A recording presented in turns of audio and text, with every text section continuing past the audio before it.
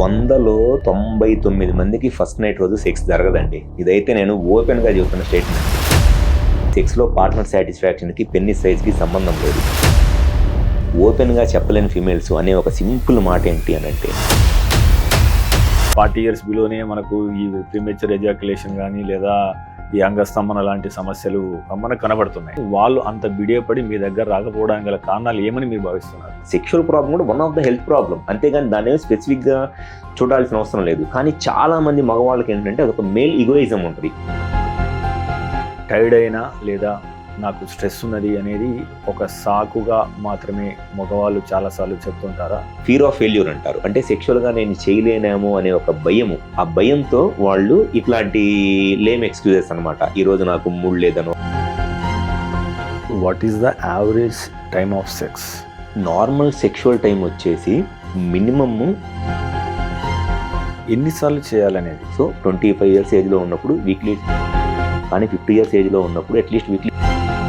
ఈ శీఘ్రస్ఖలనం ఉన్నవారు వారి నుంచి ఎలాంటి కంప్లైంట్స్ వస్తాయి? మాక్సిమం ప్లెజర్ పాయింట్ అనేది మగవాళ్ళలో ఫిక్స్డ్ అనమాట. అది ఎప్పుడు వచ్చింది? 7 out అయినప్పుడు వచ్చింది. కానీ ఆడవాళ్ళలో ఈ ఆర్గాజం అనేది సెక్షువల్ గా 7 అట్లా తొందరగా అవుట్ అయిపోతుంది అనేది మేల్స్ నోటీస్ చేసినప్పుడు పార్ట్నర్తో స్టార్ట్ చేయాలి. శీఘ్రస్ఖలనం సహజంగా దీన్ని మనం అధిగమించగలమా? న్యాచురల్గా ఈ సెక్షువల్ స్టామినానో లేకపోతే సెక్షువల్ ప్రాబ్లమ్స్నో ఓవర్కమ్ చేయాలి అని అంటే ఫస్ట్ థింగ్ మీ దగ్గరికి యాక్చువల్గా వాళ్ళని తీసుకురావడంలో ఆడవారి పాత్ర ఎంత? ఇప్పుడున్న పరిస్థితుల్లో అయితే ఫిమేల్స్ చాలా ఓపెన్ అప్ అయిపోతున్నారండి. ఇంతకు ముందులాగా ఈ సెక్షువల్గా ఏదైనా ప్రాబ్లం ఉన్నా వాళ్ళు ఏదో పురుషాంగం సైజ్ అనేది ఈ పౌడర్లు, నూనెలు, ట్యాబ్లెట్ల ద్వారా పెరిగే అవకాశం ఉందా? వన్స్ 21 years ఏజ్ దాటిన తర్వాత ఏమి చేసినా సరే పెన్నిస్ సైజ్ పెరగదు. అదే బిఫోర్ 21 years లేదా 18-19 years ఏజ్లో ఉన్నప్పుడు పెన్నిస్ సైజ్ చిన్నగా ఉందనుకోండి, పెన్నిస్ సైజ్ అనేది మినిమమ్ 1 centimeter అంటే 1.5 inches సైజు కనుక ఎరెక్ట్ పెన్నిస్ నేను చెప్తుంది సెక్స్ చేయగలుగుతుంటే అది నార్మల్ సైజు. సెక్స్లో సాటిస్ఫాక్షన్ ఎప్పుడు కూడా పెన్నిస్ సైజ్తో రాదు. పార్ట్నర్కి ఎంత స్టిఫ్గా ఉంది పెన్నిస్, ఎంతసేపు సెక్స్ చేస్తున్నారు, ఎన్నిసార్లు సెక్స్ చేస్తున్నారు, ఈ మూడిటి. సెక్స్ను మోషన్ హోల్ ద్వారా చేయాలని కొంతమంది ప్రయత్నం చేయడం కావచ్చు, బ్లో జాబ్ చేయడం కానీ, ఇందులో ఏమైనా సమస్యలు ఉన్నాయా? వెజైనా కన్నా యానల్ ఇంటర్కోర్స్ అనేది చాలా పెయిన్ఫుల్గా ఉంటుంది ఫీమేల్స్కి. యానల్ ఇంటర్కోర్స్ చేశారనుకోండి ఈజీగా ఇన్ఫెక్షన్స్ వచ్చేస్తాయి. ఈ penile infections, urinary infections, సెమిన్ infections వస్తాయి. ఈ ఇన్ఫెక్షన్స్ ఇక్కడ తాగవు. ఆ యూట్రస్లో ఇన్ఫెక్షన్ వచ్చి ట్యూబ్స్ బ్లాక్ అయిపోయి పిల్లలు పుట్టడానికి ఇబ్బంది అవుతుంది. ఈ ఓరల్ సెక్స్ లేకపోతే ఈ బ్లో జాబ్ వీటి వల్ల కూడా ఫోన్ను చూడడం అంటే అక్కడ ఎలాంటి ఆర్టిఫిషియల్ థింగ్స్ ఉంటాయి, నిజానికి దానికి ఎంత తేడా ఉంది? వీళ్ళు చూసే ఆ పాన్ వీడియోస్లో పాన్లో యాక్ట్ చేసేవాళ్ళు యానల్ ఇంటర్కోర్స్ అనే దానికి ముందు వాళ్ళు సెక్స్ సమస్యలు నాకు డయాబెటీస్ ద్వారా వచ్చాయి అని వ్యక్తి తెలుసుకోవడానికి ప్రారంభ సంకేతాలు ఏ రకంగా ఉంటాయి? Starting science of sexual problems జనరల్గా ఒక 4 ఉంటాయండి. హస్తప్రయోగం చేయడం మంచిదా చెడ్డదా? ఇంకా ఎంతో కొంత టెస్టిస్ అనేది హెల్దీగానే ఉంటుంది మాస్టర్బేషన్ చేసుకోవటం వల్ల. కానీ మాస్టర్బేషన్ వల్ల ఎక్కడ ప్రాబ్లం వచ్చింది అని అంటే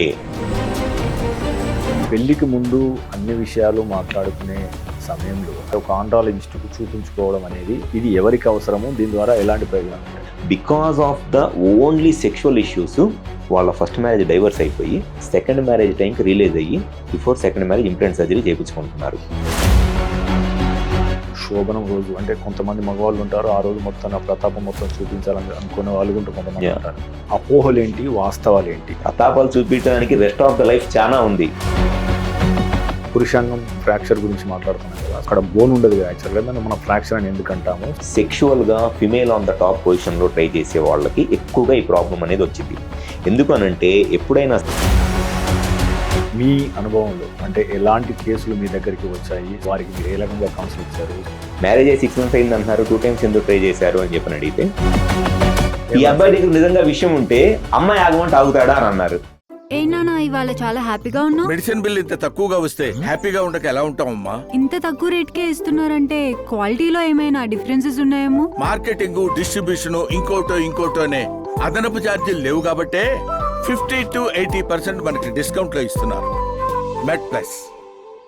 hi viewers, welcome to Med Plus 1 TV. దేశంలోని ప్రముఖ డాక్టర్స్ ను పరిచయం చేసే వేదిక డాక్టర్ స్టాక్ కు స్వాగతం. ప్రస్తుతం మనం హైదరాబాద్ లో మన స్టూడియోలోనే ఉన్నాం. సో మనతో ఉన్నారు ప్రముఖ ఆండ్రాలజిస్ట్ క్రాంత్ కుమార్ రెడ్డి గారు. తను ఆల్మోస్ట్ ఒక దశాబ్ద అనుభవం గల డాక్టరు.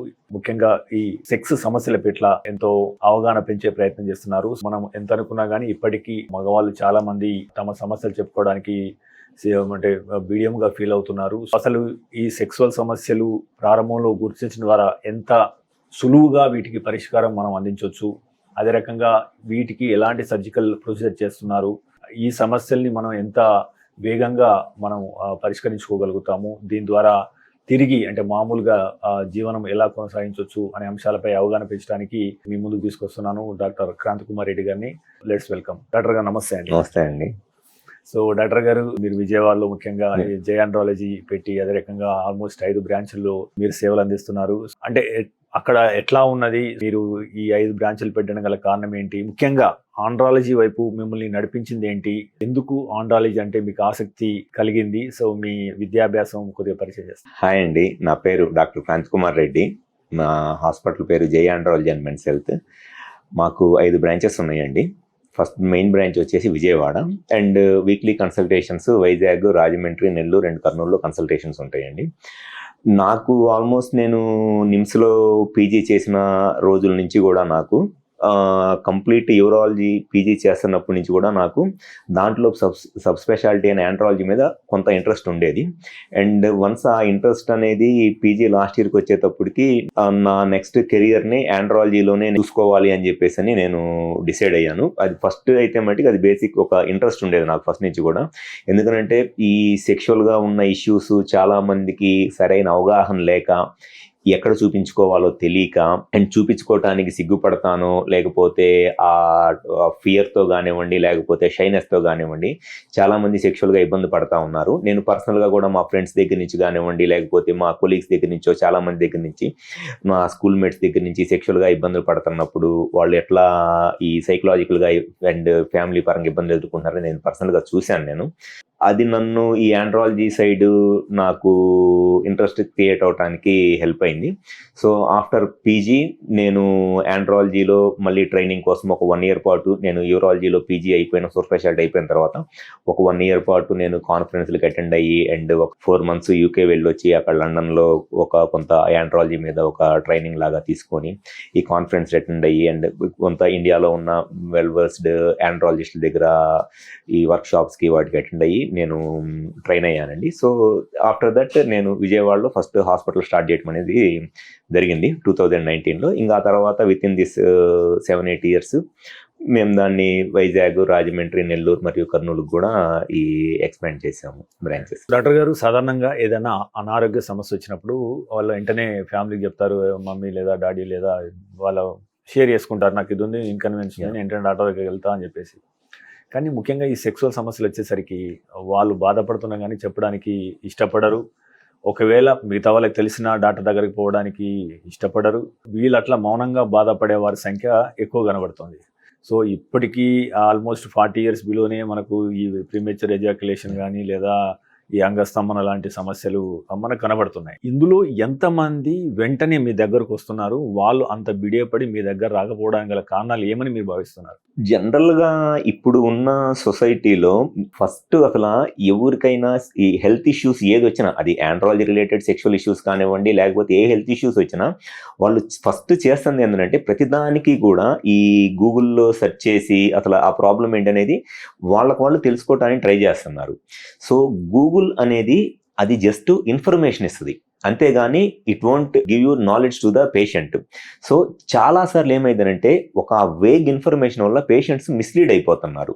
సో గూగుల్ అనేది వాళ్ళకి రియల్గా సెక్షువల్ ప్రాబ్లం ఏదైనా ఉందనుకోండి, ఏదో ఎరెక్టైల్ డిస్ఫంక్షన్ లేదా ప్రీమెచ్యూర్ ఎజాక్యులేషన్, ఆ ప్రాబ్లంకి ఒక మల్టిపుల్ రీజన్స్ ఏముంటాయి అనేది ఒక వేగ్ ఇన్ఫర్మేషన్ ఇస్తలే కానీ స్పెసిఫిక్గా ఆ పేషెంట్కి ఆ ఎరెక్టైల్ డిస్ఫంక్షన్ లేదా ప్రీమెచ్యూర్ ఎజాక్యులేషన్ అంటే ప్రాబ్లమ్స్ రావడానికి రీజన్ ఏంటనేది గూగుల్ చెప్పదు అది. సో వీళ్ళు ఏమనుకుంటారనంటే ఆ రీజన్స్ ఉన్న ఆ మల్టిపుల్ రీజన్స్లో ప్రతిదీ నాకే ఉంది అనే ఒక దాంతో ఈ పేషెంట్స్ చాలా మంది చూపించుకోవటానికి సిగ్గుపడో లేకపోతే భయపడతానో, అండ్ కొన్నిసార్లు ఏమైంది అని అంటే ఓన్గా ట్రీట్మెంట్ తీసుకోవడానికి కూడా ట్రై చేస్తూ ఉంటారు. సో వీటి వల్ల వాళ్ళకి చాలా ఎక్కువ నష్టం జరుగుతుంది. సెక్షువల్ ప్రాబ్లమ్స్ అనేది 20-30 ఇయర్స్ బ్యాక్ ఉన్నాయి, ఇప్పుడు ఉన్నాయి. కానీ 20-30 ఇయర్స్ బ్యాక్ ఇంత ఎక్కువగా ఉండే కాదు సెక్షువల్ ప్రాబ్లమ్స్. ఈ లైఫ్ స్టైల్ డిసీజెస్ వీటి వల్ల సెక్షువల్ ప్రాబ్లమ్స్ ఈ జనరేషన్ చాలా ఎక్కువైపోయినాయి. ఎవరైతే ఈ సోషల్ స్టిగ్మాని వదిలేసి ఈ చూపించుకోవటానికి సిగ్గుపడకుండానో లేకపోతే అన్ని ప్రాబ్లమ్స్ లాగా ఇది కూడా వన్ ఆఫ్ ద ప్రాబ్లమ్ అని ఫీల్ అయ్యి ఇమీడియట్గా కన్సల్ట్ అవుతారు, వాళ్ళు మ్యాక్సిమం బెనిఫిట్ అవుతున్నారు. అట్లా కాకుండా చూపించుకోవటానికి సిగ్గుపడో లేకపోతే భయపడో లేకపోతే ఓన్గా మనమే ట్రై చేద్దాము అని ఇట్లా చేసుకున్న వాళ్ళందరూ కూడా వాళ్ళు అనవసరంగా సింపుల్ ప్రాబ్లమ్ని వాళ్ళే చాలా ఎక్కువగా ప్రాబ్లమ్ని కాంప్లికేట్ చేసుకొని ఆ కాంప్లికేట్ అయిపోయిన తర్వాత చూపించుకోవడానికి కన్సల్టేషన్కి వస్తున్నారు. సో నార్మల్గా ఎవరికి ఎటువంటి హెల్త్ ప్రాబ్లమ్స్ వచ్చినా సెక్షువల్ ప్రాబ్లం కూడా one of the health problem, అంతేగాని దాని స్పెసిఫిక్గా చూడాల్సిన అవసరం లేదు. కానీ చాలా మంది మగవాళ్ళకి ఏంటంటే అదొక మేల్ ఈగోయిజం ఉంటుంది. నాకేంటి సెక్షువల్ ప్రాబ్లం ఏంటి, నేను ఫిట్గా ఉంటా కదా, నాకే అలవాటు లేవు కదా, నేను ఎక్సర్సైజ్ చేస్తా కదా అని. ఎవరు ఎంత ఫిజికల్ యాక్టివిటీ చేసినా, ఎంత ఎక్సర్సైజ్ చేసినా, ఎంత హెల్దీ ఫుడ్ తీసుకున్నా, ఎంత హెల్దీ లైఫ్ స్టైల్ మెయింటైన్ చేసినా for one or the other reasons ఎవరికైనా సెక్షువల్ ప్రాబ్లమ్స్ రావచ్చు. ఆ ఈగోయిజం అనే దాన్ని వదిలేసి ప్రాబ్లం లాగా యాక్సెప్ట్ చేసి కన్సల్టేషన్కి వచ్చి చూపించుకుంటే సింపుల్గా వెరీ స్టార్టింగ్ స్టేజ్లో ఉన్నప్పుడు ట్రీట్మెంట్ చేయడం చాలా ఈజీగా ఉంటుంది. పేషెంట్ కూడా మ్యాక్సిమం బెనిఫిట్ అనేది జరిగింది. ఇప్పుడు మనం అనుకున్నట్టు యాక్చువల్గా ఈ అంగం గట్టి పడకపోవడం, ఈ అంగస్తంభన, సో తద్వారా సెక్స్ జరగకపోవడం, పిల్లలు పుట్టుకపోవడం జరుగుతుంది. ఇది 40 ఏళ్ళ లోపు చాలా మందిలో కనబడుతున్నట్లు కనబడుతుంది. ఈ అంగస్తంభం లాంటి సమస్యలతో మీ దగ్గరకు వచ్చినప్పుడు ఇప్పుడు మనం అనుకున్నాం సిగ్గుపడతారని చెప్పేసి, అలా ఆ సిగ్గును పోగొట్టి వాళ్ళని మన కంఫర్ట్ ఫీల్ గా తీసుకొచ్చి సో మీ సమస్య ఇది అని చెప్పేసి మీరు ఎట్లా కౌన్సిల్ చేస్తారు? ఈ ముఖ్యంగా ఏదైతే అంగస్తంభన ఉందో దానికి ఎలాంటి చికిత్సలు అందుబాటులో? ఎవరైనా ఫస్ట్ పేషెంట్ వచ్చినప్పుడు వాళ్ళతో చాలా ఫ్రెండ్లీగానే ఫస్ట్ ఆ కాన్వర్సేషన్ అనేది స్టార్ట్ అయ్యిందండి. అంతేగాని ఏదో ఒక టిపికల్ డాక్టర్ పేషెంట్ లాగా ఒక సీరియస్గా అట్లా ఏమి ఉండదు. నేనైతే మట్టికి చాలా ఫ్రెండ్లీగా కాన్వర్సేషన్ స్టార్ట్ చేస్తాను. నా ఏజ్ గ్రూప్ వాళ్ళు మోర్ ఆర్ లెస్ ఒక 5 years అనుకోండి, వాళ్ళని నేను చెప్పు బాస్ ఏంటి నీ ప్రాబ్లం ఏంటి చెప్పు అని అంటే ఫస్ట్ మనకి వాళ్ళకి ఆ కాన్ఫిడెన్స్ ఇవ్వాలి. అట్లీస్ట్ ఓకే నాతో ఫ్రెండ్లీగానే ఉంటున్నాడు డాక్టరు, సో మనకున్న ప్రాబ్లమ్ ఓపెన్గా మనం షేర్ చేసుకోవచ్చు అనే ఒక టైప్ ఆఫ్ కాన్ఫిడెన్స్ అనేది ఇవ్వడం చాలా ముఖ్యం. ఇన్ పర్టికులర్ ఈ స్పెసిఫిక్గా సెక్షువల్ ప్రాబ్లమ్స్లో, ఎందుకనంటే వాళ్ళు ఆల్రెడీ ఈ ప్రాబ్లమ్స్ వల్ల చాలా రకాలైన డిప్రెషన్లో ఉంటారు. మోస్ట్ ఆఫ్ ద పేషెంట్స్, పర్టికులర్గా ఈ యంగ్ పేషెంట్స్ 30-35 years ఏజ్లో ఉన్న పేషెంట్స్, లేకపోతే అప్పుడే రీసెంట్గా మ్యారేజ్ అయిన వాళ్ళు, లేకపోతే ఈ సెక్షువల్ ఇష్యూస్ వల్ల కొంత ఈ ఫ్యామిలీ లైఫ్ డిస్టర్బ్డ్గా ఉన్న వాళ్ళు, వాళ్ళందరూ కూడా చాలా డిప్రెషన్లో ఉంటారు. వాళ్ళని మనం వచ్చిన ఫస్ట్ ఇన్సిడెంట్లోనే ఏదో సీరియస్గా కూర్చొని ఒక టిపికల్ డాక్టర్ పేషెంట్ లాగా ఏంటి చెప్పండి మీ ప్రాబ్లం అట్లా కాకుండా జస్ట్ అసలు ఏంటి బాస్ ఏంటి నీ ప్రాబ్లం ఏంటి చెప్పు, నీకు ఏదున్నా సరే ఓపెన్గా నువ్వు చెప్పు అన్నప్పుడు వన్స్ వాళ్ళు జస్ట్ కొంత మనం కాన్ఫిడెన్స్ ఇస్తే డెఫినెట్గా వాళ్ళు వితిన్ ఫస్ట్ మినిట్లో కాకపోయినా ఒక 4-5 minutes తర్వాత దే విల్ ఓపెన్ అప్ అనమాట వాళ్ళ ప్రాబ్లం ఏంటి అనేది. సో అక్కడి నుంచి వన్స్ వాళ్ళు ఓపెన్ అయ్యి వాళ్ళ ప్రాబ్లం ఏంటి అనేది వాళ్ళు చెప్పటం స్టార్ట్ చేస్తే easily with my experience and all వాళ్ళ దగ్గర నుంచి ఇన్ఫర్మేషన్ అనేది ఈజీగా నేను రాబట్టగలను. సింపుల్గా అడిగే క్వశ్చన్స్, ఎరెక్షన్ రావట్లేదు, సెక్షువల్గా ఇబ్బంది పడుతున్నారా అని అన్నప్పుడు సెక్షువల్గా ఫస్ట్ అసలు వీక్లీ ఎన్నిసార్లు కలుస్తారు అని చెప్పి అడుగుతాము. కలిసిన ప్రతిసారి ఆ ప్రాబ్లం వస్తుందా, లేదంటే కొన్నిసార్లు సెక్షువల్గా నార్మల్గానే కలవగలుగుతున్నారా, కొన్నిసార్లు ఇబ్బంది వస్తుందా, and A type of problem వస్తుంది, అంగం గట్టిపడట్లేదా అంటే ఎరెక్టైల్ డిస్ఫంక్షన్ ప్రాబ్లం వస్తుందా, లేదా సిగ్రెస్ కలను అంటే ప్రీమేచర్ ఎజాక్యులేషన్, సెక్షువల్గా కలుస్తున్నా సెమెన్ తొందరగా అవుట్ అయిపోతుందా, అండ్ మీరు సెక్షువల్గా కలుస్తున్నప్పుడు మీ పార్ట్నర్ సైడ్ నుంచి ఏమన్నా కామెంట్ చేస్తున్నారా, ఏది సెక్షువల్గా నేను సాటిస్ఫై అవ్వట్లేదను అంటే what ever it may be, తన సైడ్ నుంచి మీకు ఈ సెక్షువల్ కాన్వర్జేషన్ అనేది పార్ట్నర్తో ఎలా ఉంది. సో అండ్ ఇంకా అదర్ మీ లైఫ్ స్టైల్ ఎట్లా ఉంటుంది, డైలీ రొటీన్ ఎట్లా ఉంటుంది, వర్క్ స్ట్రెస్ ఏమన్నా ఉంటుందా, ఎక్సర్సైజ్ ఏమన్నా ఉంటుందా, స్లీప్ ప్యాటర్న్ ఎలా ఉంటుంది, అండ్ ఈ ఫుడ్ హ్యాబిట్స్ అన్ని. సో వన్స్ ఇవన్నీ ఈ జనరల్ టాపిక్స్ని మిక్స్ చేసి వాళ్ళకున్న ప్రాబ్లమ్ రిలేటెడ్గా మనం క్వశ్చన్స్ అడుగుతూ ఉన్నప్పుడు వాళ్ళ దగ్గర నుంచి వచ్చే ఇన్ఫర్మేషన్నే అక్కడ అసలు ఆ పేషెంట్కి ఉన్న ప్రాబ్లమ్ని మనం ఈజీగా అండర్స్టాండ్ చేసుకోవడానికి డాక్టర్కి హెల్ప్ అయ్యింది. డయాగ్నోస్టిక్ టెస్ట్లు ఇవన్నీ కూడా ఒక సపోర్టివ్, ఆ పేషెంట్ చెప్పిన ప్రాబ్లమ్ని ఒక సపోర్ట్ బేస్డ్ ఎవిడెన్స్ లాగా హెల్ప్ అవుతాయే తప్పితే ఫస్ట్ ఇన్స్టెన్స్లో పేషెంట్ ప్రాబ్లం అండర్స్టాండ్ అవ్వాలి అని అంటే he need to open up. Patient open up అవ్వడానికి we need to create that situation and environment to the patient అనమాట. సో అది అట్లీస్ట్ ఆ పేషెంట్కి మనం ఆ టైం ఇవ్వాలి అండ్ ఆ ఫ్రెండ్లీగా మూవ్ అయితే డెఫినెట్గా వాళ్ళు ఓపెన్ అవుతారండి. 100లో 95 మంది definitely they will open up. అంగం గట్టిపడకపోవడం అనేది ఓసారి సబ్జెక్టివ్ అనిపిస్తుంది. ఎందుకంటే కొంతమందికి ఎంత గట్టి పడాలనేది ఒక సమస్య. దాన్ని వాళ్ళు సొంతంగా ఎట్లా ఎవాల్యుయేట్ చేసుకోవాలి ఒక క్వశ్చన్. రెండవది, మీరు సహజంగా ఈ సమస్య నుంచి అధిగమించడానికి మీరు ఎలాంటి సూచనలు చేస్తారు? సో దీనికి ఇప్పుడు అందుబాటులో ఉన్న చికిత్స విధానాలు ఏంటి? పేషెంట్ వచ్చి ఇట్లా అంగస్తంభన సమస్య లేదా ఎరెక్టైల్ డిస్ఫంక్షన్ ప్రాబ్లం ఉంది, సెక్షువల్గా కలవలేకపోతున్నాను అన్నప్పుడు మా దగ్గర ఒక రిజిడిటీ స్కేల్ అనేది ఒకటి ఉంటుందండి ఓపీలో. ఆ రిజిడిటీ స్కేల్ అనేది ఒక 4 మాడ్యూల్స్ ఉంటాయి. దాంట్లో పెన్నిస్ ఎంత స్టిఫ్గా ఉంది అనేది పేషెంట్ ఇట్లా ఫీల్ అయితే తెలిసిద్ది అనమాట. ఆ రిజిడిటీ స్కేల్లో అది 1 నుంచి 4 దాకా ఉంటుంది. సో ఆ పేషెంట్కి ఆ రిజిడిటీ స్కేల్ ఇచ్చేసి మీకు సెక్షువల్గా ట్రై చేస్తున్నప్పుడు పెన్నిస్ ఎంత హార్డ్ అవుతుంది అనేది నేను దాంట్లో సెలెక్ట్ చేసుకోమని చెప్పి చెప్తాను. సో దాన్ని బట్టి వాళ్ళకి ఎరెక్టైల్ డిస్ఫంక్షన్ ప్రాబ్లం అనేది ఎంత సివియర్గా ఉందనేది ఫస్ట్ అర్థమైంది అనమాట. నెక్స్ట్ వచ్చేసి మీకు ఈ సెక్షువల్ ప్రాబ్లం అనేది ఎప్పటి నుంచి స్టార్ట్ అయింది అండ్ దాంతోపాటు సెక్షువల్ ఫ్రీక్వెన్సీ ఎలా ఉంది. అండ్ చాలామంది చేసే ఒక మిస్టేక్ ఏంటి అని అంటే 20 years ఏజ్లో ఉన్నప్పుడు ఉన్న ఎరెక్షన్ని 45-50 years ఏజ్లో ఉన్నప్పుడు ఎరెక్షన్తో కంపేర్ చేసుకుంటారు. అసలు అది అబ్సల్యూట్లీ రాంగ్. విత్ ఏజ్ డెఫినెట్గా బాడీలో అన్ని పార్ట్స్కి ఎంతో కొంత ఏజింగ్ వచ్చి ఎంతో కొంత ఆ స్ట్రెంగ్త్ అది తగ్గిపోయినట్లే పెన్నిస్ కూడా one of the part in the బాడీలో ఉండే వన్ ఆఫ్ ద పార్ట్ కాబట్టి దానికి కూడా ఏజింగ్ వచ్చింది. దాంట్లో ఉన్న మజిల్స్లో కూడా కొంత స్ట్రెంగ్త్ తగ్గిపోయింది. So depending upon the age మీరు ఆ సెక్షువల్గా కలవగలుగుతున్నారా లేదా. ఇప్పుడు చాలా మంది చెప్పేది ఏంటంటే ఇంతకు ముందు ఉన్నంత హార్డ్నెస్ ఉండట్లేదండి అంటారు 50 years ఏజ్లో వచ్చి. అది డెఫినెట్గా ఉండదు. బట్ సంహౌ మీరు ఆ సెక్షువల్గా కలవగలుగుతున్నారా, కలిసినప్పుడు మీరు మీ పార్ట్నర్ ఇద్దరు సెక్స్ని ఎంజాయ్ చేస్తున్నారా లేదా అనేది ఫస్ట్ ఇన్స్టెన్స్లో చూసుకోవాలి. అంతేగాని 50 years ఏజ్లో నేను 20 years ఏజ్లో ఉన్నప్పుడు సెక్షువల్గా చేయాలంటే అది ఎట్లాగూ ఇంపాసిబుల్, అది ఎట్లాగ అయ్యేది కాదు. ఎందుకంటే మీ ఏజింగ్ వచ్చింది, ఏజింగ్తో పాటు మీకుండే రెస్పాన్సిబిలిటీస్ వల్ల, స్ట్రెస్ వల్ల, డయాబెటీస్ వల్ల, హైపర్ టెన్షన్ వల్ల, ఒబేసిటీ, మల్టిపుల్ రీజన్స్ వల్ల ఎంతో కొంత సెక్షువల్గా స్ట్రెంత్ అనేది కూడా తగ్గిపోయింది కాబట్టి.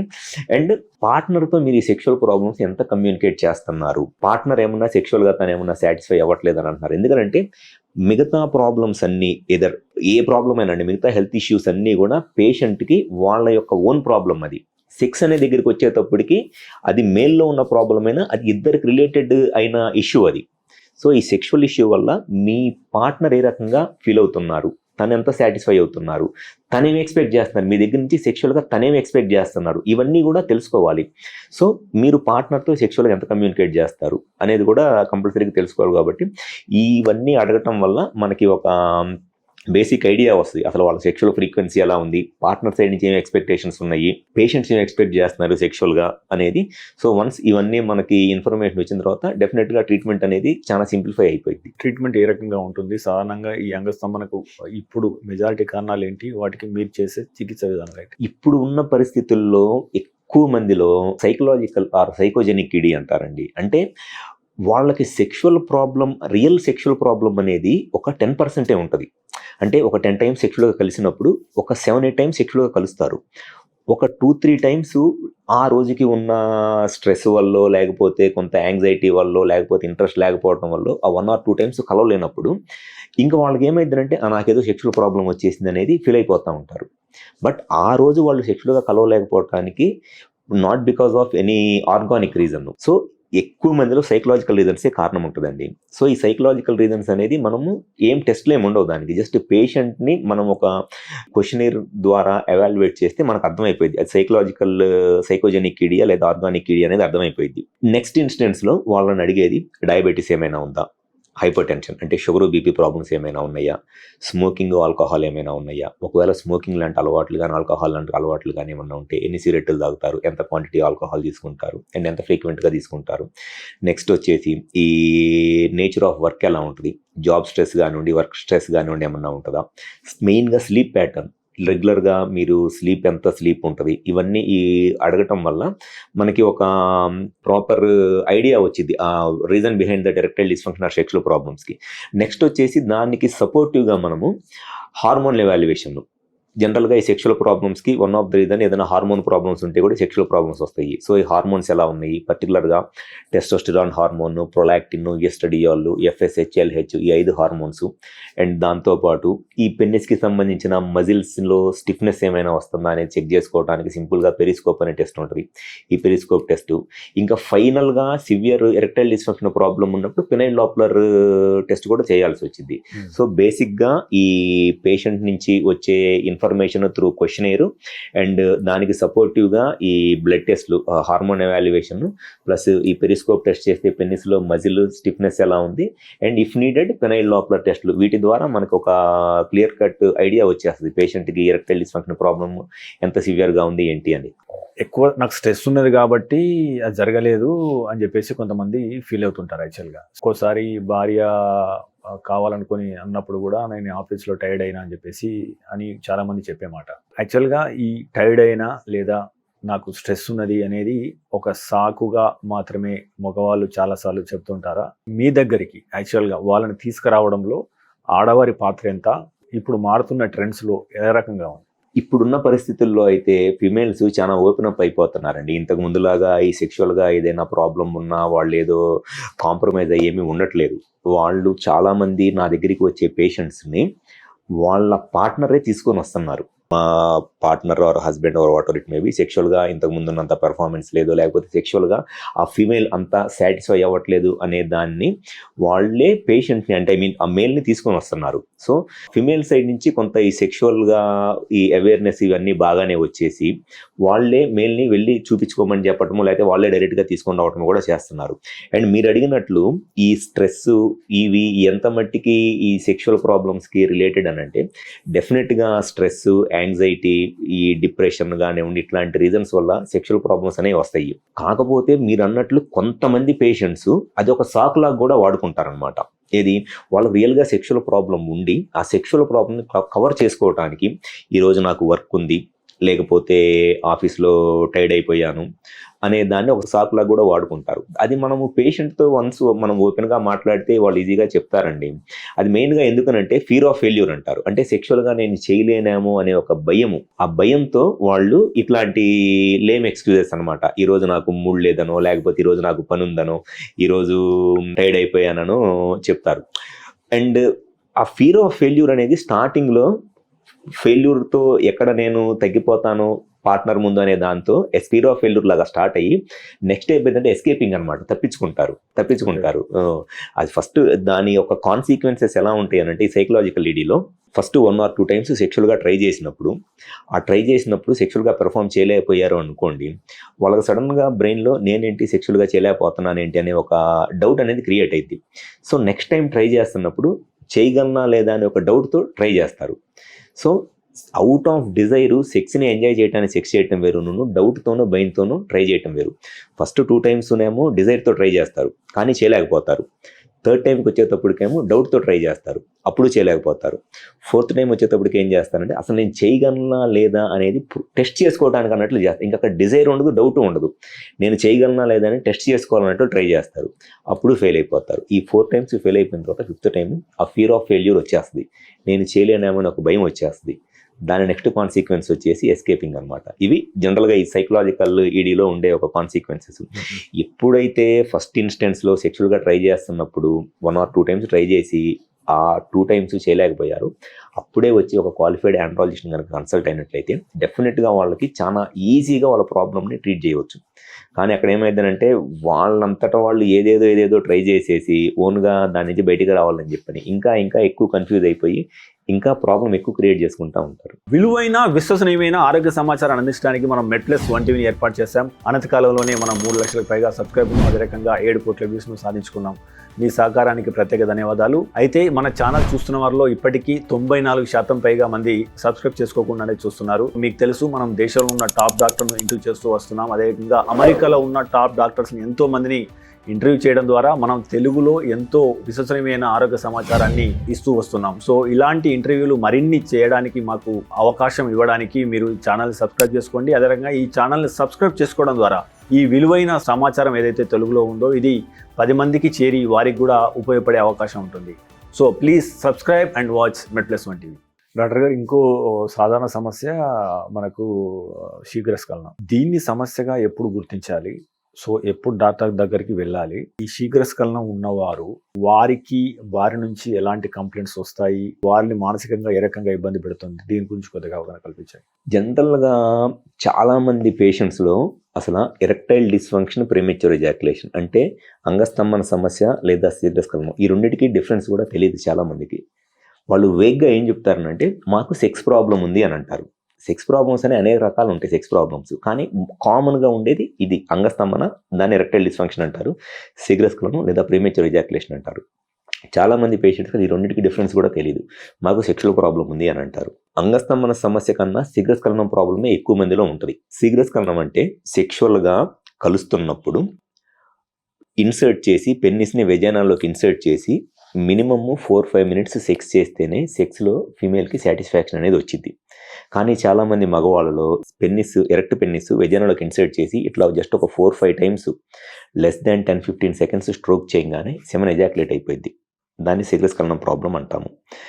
ఈ శీఘ్రస్ఖలనం ప్రాబ్లం వల్ల వచ్చే మెయిన్ సమస్య ఏంటి అని అంటే, శీఘ్రస్ఖలనం అనే లేదా ప్రీమెచ్యూర్ ఎజాక్యులేషన్ అనే ప్రాబ్లము మేల్లో ఉండే సెక్షువల్ ప్రాబ్లం అయినా దీనివల్ల ఎక్కువగా సఫర్ అయ్యేది ఫీమేల్స్.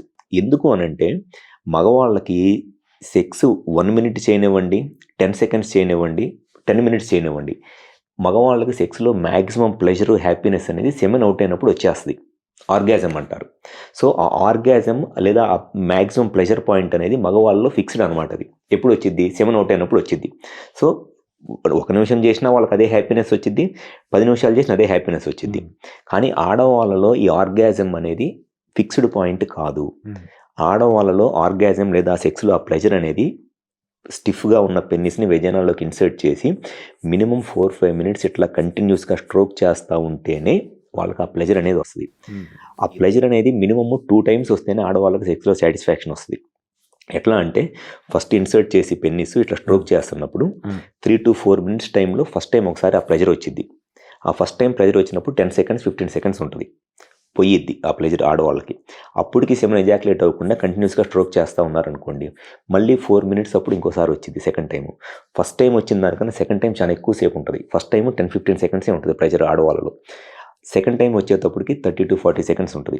అండ్ ఫస్ట్ టైం వచ్చిన దానికన్నా సెకండ్ టైం చాలా హై ఇంటెన్సిటీతో ప్రెజర్ వచ్చింది వాళ్ళకి. అర్థమైపోయింది కూడా, సెక్స్లో ఉన్నప్పుడు పార్ట్నర్ కూడా అర్థమైపోయింది, ఓకే తను ఆర్గాజం ఫీల్ అవుతుంది అని చెప్పేసి అని. సో ఆడవాళ్ళకి సెక్స్లో మినిమం ఆ 2 times అనేది ప్రెజర్ వస్తే కానీ వాళ్ళు సెక్స్లో సాటిస్ఫై అవ్వరు. సో దానికి ఆ 2 times ప్రెజర్ రావాలంటే మినిమం 4-5 minutes సెక్స్ చేయాలి. వీళ్ళు 1 minuteలోనే సెమెన్ అవుట్ అయిపోయి సెక్స్ ఆపేశారనుకోండి, వాళ్ళకి ఏం ప్లెజర్ రాదు. ఓపెన్గా ఎక్స్ప్రెస్ చేసేవాళ్ళు చెప్తారు, ఇది ఫీమేల్స్ వాళ్ళ పార్ట్నర్తో సెక్స్లో ఏం సాటిస్ఫాక్షన్ లేదు, సెమెన్ తొందరగా అవుట్ అయిపోతుంది. ఓపెన్గా చెప్పలేని ఫీమేల్స్ అనే ఒక సింపుల్ మాట ఏంటి అని అంటే అప్పుడే అయిపోయిందా అంటారు వాళ్ళ పార్ట్నర్తో. ఓకే, ఫీమేల్ నోట్ నుంచి మీరు అప్పుడే అయిపోయిందా అనే మాట విన్నారు అని అంటే వాళ్ళు సాటిస్ఫై అవ్వట్లేదు అని అర్థం. ఇక్కడ మీరు ఆ సెక్షువల్గా సెమెన్ అట్లా తొందరగా అవుట్ అయిపోతుంది అనేది మేల్స్ నోటీస్ చేసినప్పుడు పార్ట్నర్తో కాన్వర్జేషన్ అనేది స్టార్ట్ చేయాలి. నువ్వే ఎక్స్పెక్ట్ చేస్తున్నావు సెక్స్లో, నువ్వు సాటిస్ఫై అయ్యావా లేదా, సెమెన్ తొందరగా అవుట్ అయిపోతుంది, ఇంకా ఎక్కువసేపు అంటే ఆ కాన్వర్జేషన్ అనేది స్టార్ట్ చేస్తేనే, conversation is the starting point for ఈ సెక్షువల్ ప్రాబ్లమ్స్ని, వాళ్ళ హెల్దీ సెక్షువల్ లైఫ్కి కాన్వర్జేషన్ స్టార్టింగ్ పాయింట్. సో ఆ కాన్వర్జేషన్ అనేది చాలా చాలా important between that couple or partners. Doctor గారు ఇప్పుడు ఇది what is the average time of sex, ఇది ఒకటి. రెండోది ఎన్నిసార్లు చేయాలనేది, అంటే ఫర్ సపోజ్ ఒక 30 సంవత్సరాల వ్యక్తి నెలలో ఎన్నిసార్లు, వారానికి ఎన్నిసార్లు చేస్తే అది సాధారణ sex times, and what is the average sex time? Normal sexual time వచ్చేసి మినిమమ్ 4 to 5 minutes అండి. ఈ 4 to 5 minutes అనేది ఎట్లా అంటే ఫోర్ ప్లే నేను 10 minutes అది పెద్ద కౌంట్ అవ్వదు. ఓకే, ఫోర్ ప్లే అనేది just it's like A starting stimulation లాంటిది. మినిమం 4 to 5 minutes అనేది ఎరెక్ట్ పెన్నిస్ వెజైనాలోకి ఇన్సర్ట్ చేసి కంటిన్యూస్గా ఇట్లా స్ట్రోక్ చేస్తా మినిమం 4-5 minutes కనుక సెక్స్ చేస్తే అది normal sexual time, normal sexual cycle. అట్లా కాకుండా అది 1 minuteలోనే సెమెన్ అవుట్ అయిపోయింది అనుకోండి, దాన్ని ప్రీమెచ్యూర్ ఎజాక్యులేషన్ అంటాము. లేదా అసలు పెన్నిస్ అనేది వెజైనాలోకి ఇన్సర్ట్ చేసేంత స్టిఫ్నెస్ లేదనుకోండి, దాన్ని ఎరెక్టైల్ డిస్ఫంక్షన్ అంటాము. సో సెక్స్ వన్స్ ఆ vaginal intercourse, intra vaginal intercourse అనేది మినిమం 4 to 5 minutes అనేది నార్మల్ సెక్షువల్ టైమ్. అండ్ ఆ సెక్షువల్గా ఎంత ఫ్రీక్వెంట్గా కలవాలి అనేది it's depends on the age. జనరల్గా ఎవరికైనా 20 to 30 years ఏజ్లో ఉన్నప్పుడు టెస్టోస్టెరాన్ హార్మోన్ లెవెల్స్ చాలా ఎక్కువగా ఉంటాయి. సో వాళ్ళకి డైలీ ఒక 2-3 times సెక్షువల్గా కలవటానికి కూడా సరిపోయినంత ఎనర్జీ ఉంటుంది, టెస్టోస్టెరాన్ హార్మోన్ లెవెల్స్ ఉంటాయి. Minimum daily 2-3 times కలిసేంత. అందుకని చాలామంది ఏం చెప్తారు, నేను 25 yearsలో ఉన్నప్పుడు మ్యారేజ్ అయిన కొత్తల్లోనూ రోజు 2-3 సార్లు కలిసేవాడిని, ఇప్పుడు 35-40 years వచ్చేటప్పటికి వారానికి 2-3 సార్లు కన్నా కలవలేకపోతున్నాను అనేది. సో అది డెఫినెట్గా age related. Number of times sex అనేది లేదా సెక్షువల్ ఫ్రీక్వెన్సీ అనేది ఏజ్ రిలేటెడ్. అది డిపెండింగ్ అపాన్ ద ఏజ్, వాళ్ళకు ఉండే రెస్పాన్సిబిలిటీస్ని బట్టి వాటిని బట్టి ఉంటుంది. సో ఒక 25 years ఏజ్లో ఉన్నవాళ్ళు, 30 years ఏజ్లో ఉన్నవాళ్ళు డైలీ వన్స్ సెక్స్ అనేది నార్మల్ అండి. 35-40 years ఏజ్ వచ్చినప్పుడు అట్లీస్ట్ వీక్లీ 2 times సెక్స్ అనేది ఇట్స్ నార్మల్. వన్స్ ఆ 40-45 దాటిన తర్వాత at least weekly once or twice అనేది ఇట్స్ నార్మల్. సో కాకపోతే ప్రతిదానికి కూడా 45 yearsలో 50 yearsలో ఉన్న వాళ్ళు కూడా 20 years ఏజ్లో దాన్ని కంపేర్ చేసుకుని అట్లా కంపేర్ చేసుకునేది కాదు అది. ఎందుకంటే ఏజ్తో పాటు టెస్టోస్టెరాన్ హార్మోన్ లెవెల్స్ తగ్గిపోతాయి. టెస్టోస్టెరాన్ హార్మోన్ అనేది సెక్షువల్ ఫ్రీక్వెన్సీకి చాలా ఇంపార్టెంట్. 20-25 years ఏజ్లో ఉన్నప్పుడు ఉన్న టెస్టోస్టెరాన్లో 50 years దగ్గర సగమే ఉంటుంది. సో 25 years ఏజ్లో ఉన్నప్పుడు డైలీ 2-3 times కలవటం కూడా నార్మల్. కానీ 50 years ఏజ్లో ఉన్నప్పుడు అట్లీస్ట్ వీక్లీ 2 times కలిసారనుకోండి, అది నార్మల్. సో అదేంటంటే ప్రతి ఏజ్కి ఒకటే ఫిక్స్డ్ ఏమి ఉండదు. So it's age dependent and age related. So doctor గారు, సరే ఇప్పుడు మనం ఇంకొక సమస్యను గుర్తించాము. ఇప్పుడు మనం ఏమంటున్నాము, ఈ ప్రీమేచర్ ఎజాక్యులేషన్, సో శీఘ్రస్ఖలనము, దీనికి మనం సహజంగా దీన్ని మనం అధిగమించగలమా? ఎప్పుడు డాక్టర్ని కలవడం ద్వారా, మనం ఎలాంటి చికిత్సలు తీసుకోవడం ద్వారా ఈ సమస్యను శాశ్వతంగా దూరం చేసుకోవచ్చు? న్యాచురల్గా ఈ సెక్షువల్ స్టామినానో లేకపోతే సెక్షువల్ ప్రాబ్లమ్స్నో ఓవర్కమ్ చేయాలి అని అంటే ఫస్ట్ థింగ్ అసలు వాళ్ళకి సెక్షువల్ ప్రాబ్లం అనేది యాక్సెప్ట్ చేయాలి పేషెంట్స్. వాళ్ళు యాక్సెప్ట్ చేయకుండా వాళ్ళు ఏదో నాకు ఈ ప్రాబ్లం అనేది నాకు రావటం అంటే ఈగోయిస్టిక్గా ఆలోచించి టైం వేస్ట్ చేసుకుంటే పెద్ద యూజ్ ఉండదు. సో వాళ్ళు ఫస్ట్ ఆ ప్రాబ్లమ్ యాక్సెప్ట్ చేయాలి. న్యాచురల్గా దీన్ని ఓవర్కమ్ చేయాలి అని అంటే ఒకవేళ ఇది కనుక సైకలాజికల్ రీజన్స్ వల్ల అయితే కొంత కాన్ఫిడెంట్గా ఉండి డిజైర్తో, పార్ట్నర్ మీద ఇంట్రెస్ట్తో, సెక్స్ని ఎంజాయ్ చేసే మూడ్తో సెక్స్ చేస్తే మోస్ట్ ఆఫ్ టైమ్స్ ఈజీగానే ఓవర్కమ్ చేయొచ్చు. ఒకవేళ ఏదన్నా ఈ స్ట్రెస్ రిలేటెడ్ వల్ల కానివ్వండి, లేకపోతే కొన్నిసార్లు స్మోకింగ్, ఆల్కహాల్ లాంటి అలవాట్ల వల్ల కానివ్వండి, లేదా ఒబెసిటీ వల్ల కానివ్వండి, వీటి వల్ల ఈ సెక్షువల్గా ప్రాబ్లమ్స్ వస్తుంటే స్మోకింగ్, ఆల్కహాల్ లాంటి అలవాట్లు మానేసి ఫిజికల్గా ఎక్సర్సైజ్ చేస్తా, వెయిట్ కంట్రోల్లో ఉండి, అండ్ దాంతోపాటు ఈ స్లీప్ ప్యాటర్న్ మినిమం డైలీ ఒక 6-7 hours స్లీప్, వాటితో చాలా ఈ హార్మోన్ లెవెల్స్ ఇంప్రూవ్ అవుతాయి కాబట్టి న్యాచురల్గానే సెక్షువల్గా ఓవర్కమ్ చేయవచ్చు. ఇవన్నీ ట్రై చేసిన తర్వాత కూడా సెక్షువల్గా వాళ్ళకి ఆ ప్రాబ్లం క్లియర్ అవ్వక ఇబ్బంది పడుతున్నారంటే డెఫినెట్గా ఒక ఆండ్రాలజిస్ట్ని, క్వాలిఫైడ్ ఆండ్రాలజిస్ట్ని కన్సల్ట్ అవ్వాలి. సో న్యాచురల్గా ట్రై చేయటం అనేది వాళ్ళు ఓన్గా మ్యాక్సిమమ్ ఒక 15-20 daysలోనే వాళ్ళు ఒక రియలైజేషన్కి రావాలి. ఓకే, మనం 15-20 days ఈ స్మోకింగ్ ఇట్లాంటివన్నీ ఆపేసాము, ఎక్సర్సైజ్ చేస్తున్నాము, కాన్ఫిడెంట్గా ఉన్నాము, అవుట్ ఆఫ్ డిజైర్ పార్ట్నర్ మీద ఇంట్రెస్ట్తో సెక్స్ చేస్తున్నాం, అయినా సరే దీన్ని మనం ఓవర్కమ్ చేయలేకపోతున్నాం అనుకున్నప్పుడు definitely they need to consult and qualified andrologist. So అక్కడ కన్సల్ట్ అయినప్పుడు ఇక then we need to go for a testing and all. And మీరు చేసే చికిత్సా విధానాలు స్టెప్ బై స్టెప్ ఏం చేస్తారు? అదేనండి, ఫస్ట్ వచ్చేసి ఒక ప్రాపర్ క్వశ్చనియర్, సెక్షువల్గా అసలు ఎట్లా ఫేస్ చేస్తున్నారు ఏంటి అనేది ప్రాపర్ క్వశ్చనియర్. వన్స్ ఆ క్వశ్చనియర్ అయిపోయిన తర్వాత అసలు వాళ్ళకి ఈ ప్రాబ్లమ్ ఎట్లా స్టార్ట్ అయింది అనేది తెలుసుకున్న తర్వాత బ్లడ్ టెస్ట్లు అండి, ఎవరికైనా సరే బేసిక్ హార్మోన్ టెస్ట్లో ఒకటి చేయాల్సి వచ్చింది. అండ్ దాంతోపాటు ఈ పెన్నిస్లో ఉన్న మజిల్, ఈ కార్పోరా క్యావర్నోజా అనే మజిల్ ఉంటుంది. ఆ మజిల్లో ఈ diabetes, hyper tension, smoking, alcohol, stress, anxiety వీటి వల్ల మజిల్లో స్టిఫ్నెస్ వచ్చేస్తుంది. ఆ మజిల్ స్టిఫ్ అయిపోయింది అనుకోండి, పెన్నిస్లోకి వచ్చే బ్లడ్ ఫ్లో తగ్గిపోయింది కాబట్టి బ్లడ్ వస్తున్న మజిల్ అనేది రిలాక్స్ అవ్వదు, ఎక్స్పాండ్ అవ్వదు, స్ట్రెచ్ అవ్వదు. కాబట్టి ఆ మజిల్ స్టిఫ్నెస్ ఎలా ఉందనేది ఎవాల్యుయేట్ చేస్తాం పెరిస్కోప్ అనే టెస్ట్తో. సో ఆ 2 టెస్ట్ని ఇనీషియల్గా చేసి దాన్ని రిజల్ట్స్ని బేస్ చేసుకొని సింపుల్ మెడికేషన్ స్టార్ట్ చేయటము and proper counselling, both partner ఇద్దరు కనుక వస్తే ప్రాపర్ కౌన్సిలింగ్ చేసి సెక్షువల్గా ట్రై చేయమని చెప్పి చెప్తాం లో డోస్ మెడికేషన్తో. సో ఇంకా వన్స్ వాళ్ళ మెడికేషన్ స్టార్ట్ చేసిన తర్వాత ఆ మెడికేషన్తో కనుక సెక్షువల్గా పెర్ఫార్మెన్స్ బాగానే ఉందనుకోండి, స్లోగా డోస్ డిస్కంటిన్యూ చేసుకుంటూ వస్తాము. ఈవెన్ ఆఫ్టర్ స్టార్టింగ్ మెడికేషన్ అయినా సెక్షువల్ ప్రాబ్లం క్లియర్ అవ్వట్లేదంటే next definitely they need to go for a penile Doppler test అనమాట. ఆ పెనైల్ డాప్లర్ టెస్ట్ రిజల్ట్స్ని బేస్ చేసుకొని ఇంకా డోస్ ఎస్కలేట్ చేయటమా, లేకపోతే extra corporeal shock wave therapy అంటారు, ESW ట్రీట్మెంట్ అంటారు, అది ట్రై చేయటమా, లేదు బాగా సివియర్గా ఎరెక్షన్ ప్రాబ్లం ఉందనుకోండి, ఏ మెడిసిన్తోనో ఏ డోస్తోనో వర్కౌట్ అవ్వట్లేదు అని అనుకుంటే they need to go for a penile implant surgery. జనరల్గా ఇవి ప్రోటోకాల్స్ ఉంటాయి. ఇంకో సమస్య అంటే మనకి మనం డయాబెటీస్ క్యాపిటల్ అంటున్నాం ఇండియాని, ముఖ్యంగా ఎర్లీ ఏజ్ లో డయాబెటీస్ బీపీ వస్తున్నాయి. స్టడీ ప్రకారం డయాబెటీస్ బీపీ ఉన్న వాళ్ళు 40% అధికంగా ఎరెక్టల్ డిస్ఫంక్షన్ ఉంటుంది అని చెప్పేసి మనకు సర్వేలు చెప్తున్నాయి. ఈ నేపథ్యంలో అంటే ఎరెక్టల్ డిస్ఫంక్షన్ కానీ మిగతా సెక్స్ సమస్యలు నాకు డయాబెటీస్ ద్వారా వచ్చాయి అని వ్యక్తి తెలుసుకోవడానికి ప్రారంభ సంకేతాలు ఏ రకంగా ఉంటాయి? జనరల్గా starting science of sexual problems జనరల్గా ఒక 4 ఉంటాయండి. అది పేషెంట్స్ కనుక ఈ 4 సైన్స్ని నోటీస్ చేస్తే వాళ్ళు starting stage of sexual problems లేదా ఎరెక్టైల్ డిస్ఫంక్షన్లో ఉన్నట్లు. ఫస్ట్ వచ్చేసి ఎరెక్షన్ అనేది ఇంతకు ముందన్నంత హార్డ్గా ఉండకుండా ఎంతో కొంత పెన్నిస్ అనేది సాఫ్ట్గా ఫీల్ అవుతారు. అండ్ పార్ట్నర్ అడిగితే పార్ట్నర్ కూడా చెప్తారనమాట పెన్నిస్ ఇంతకుముందు అంత స్ట్రాంగ్గా ఉండట్లేదని.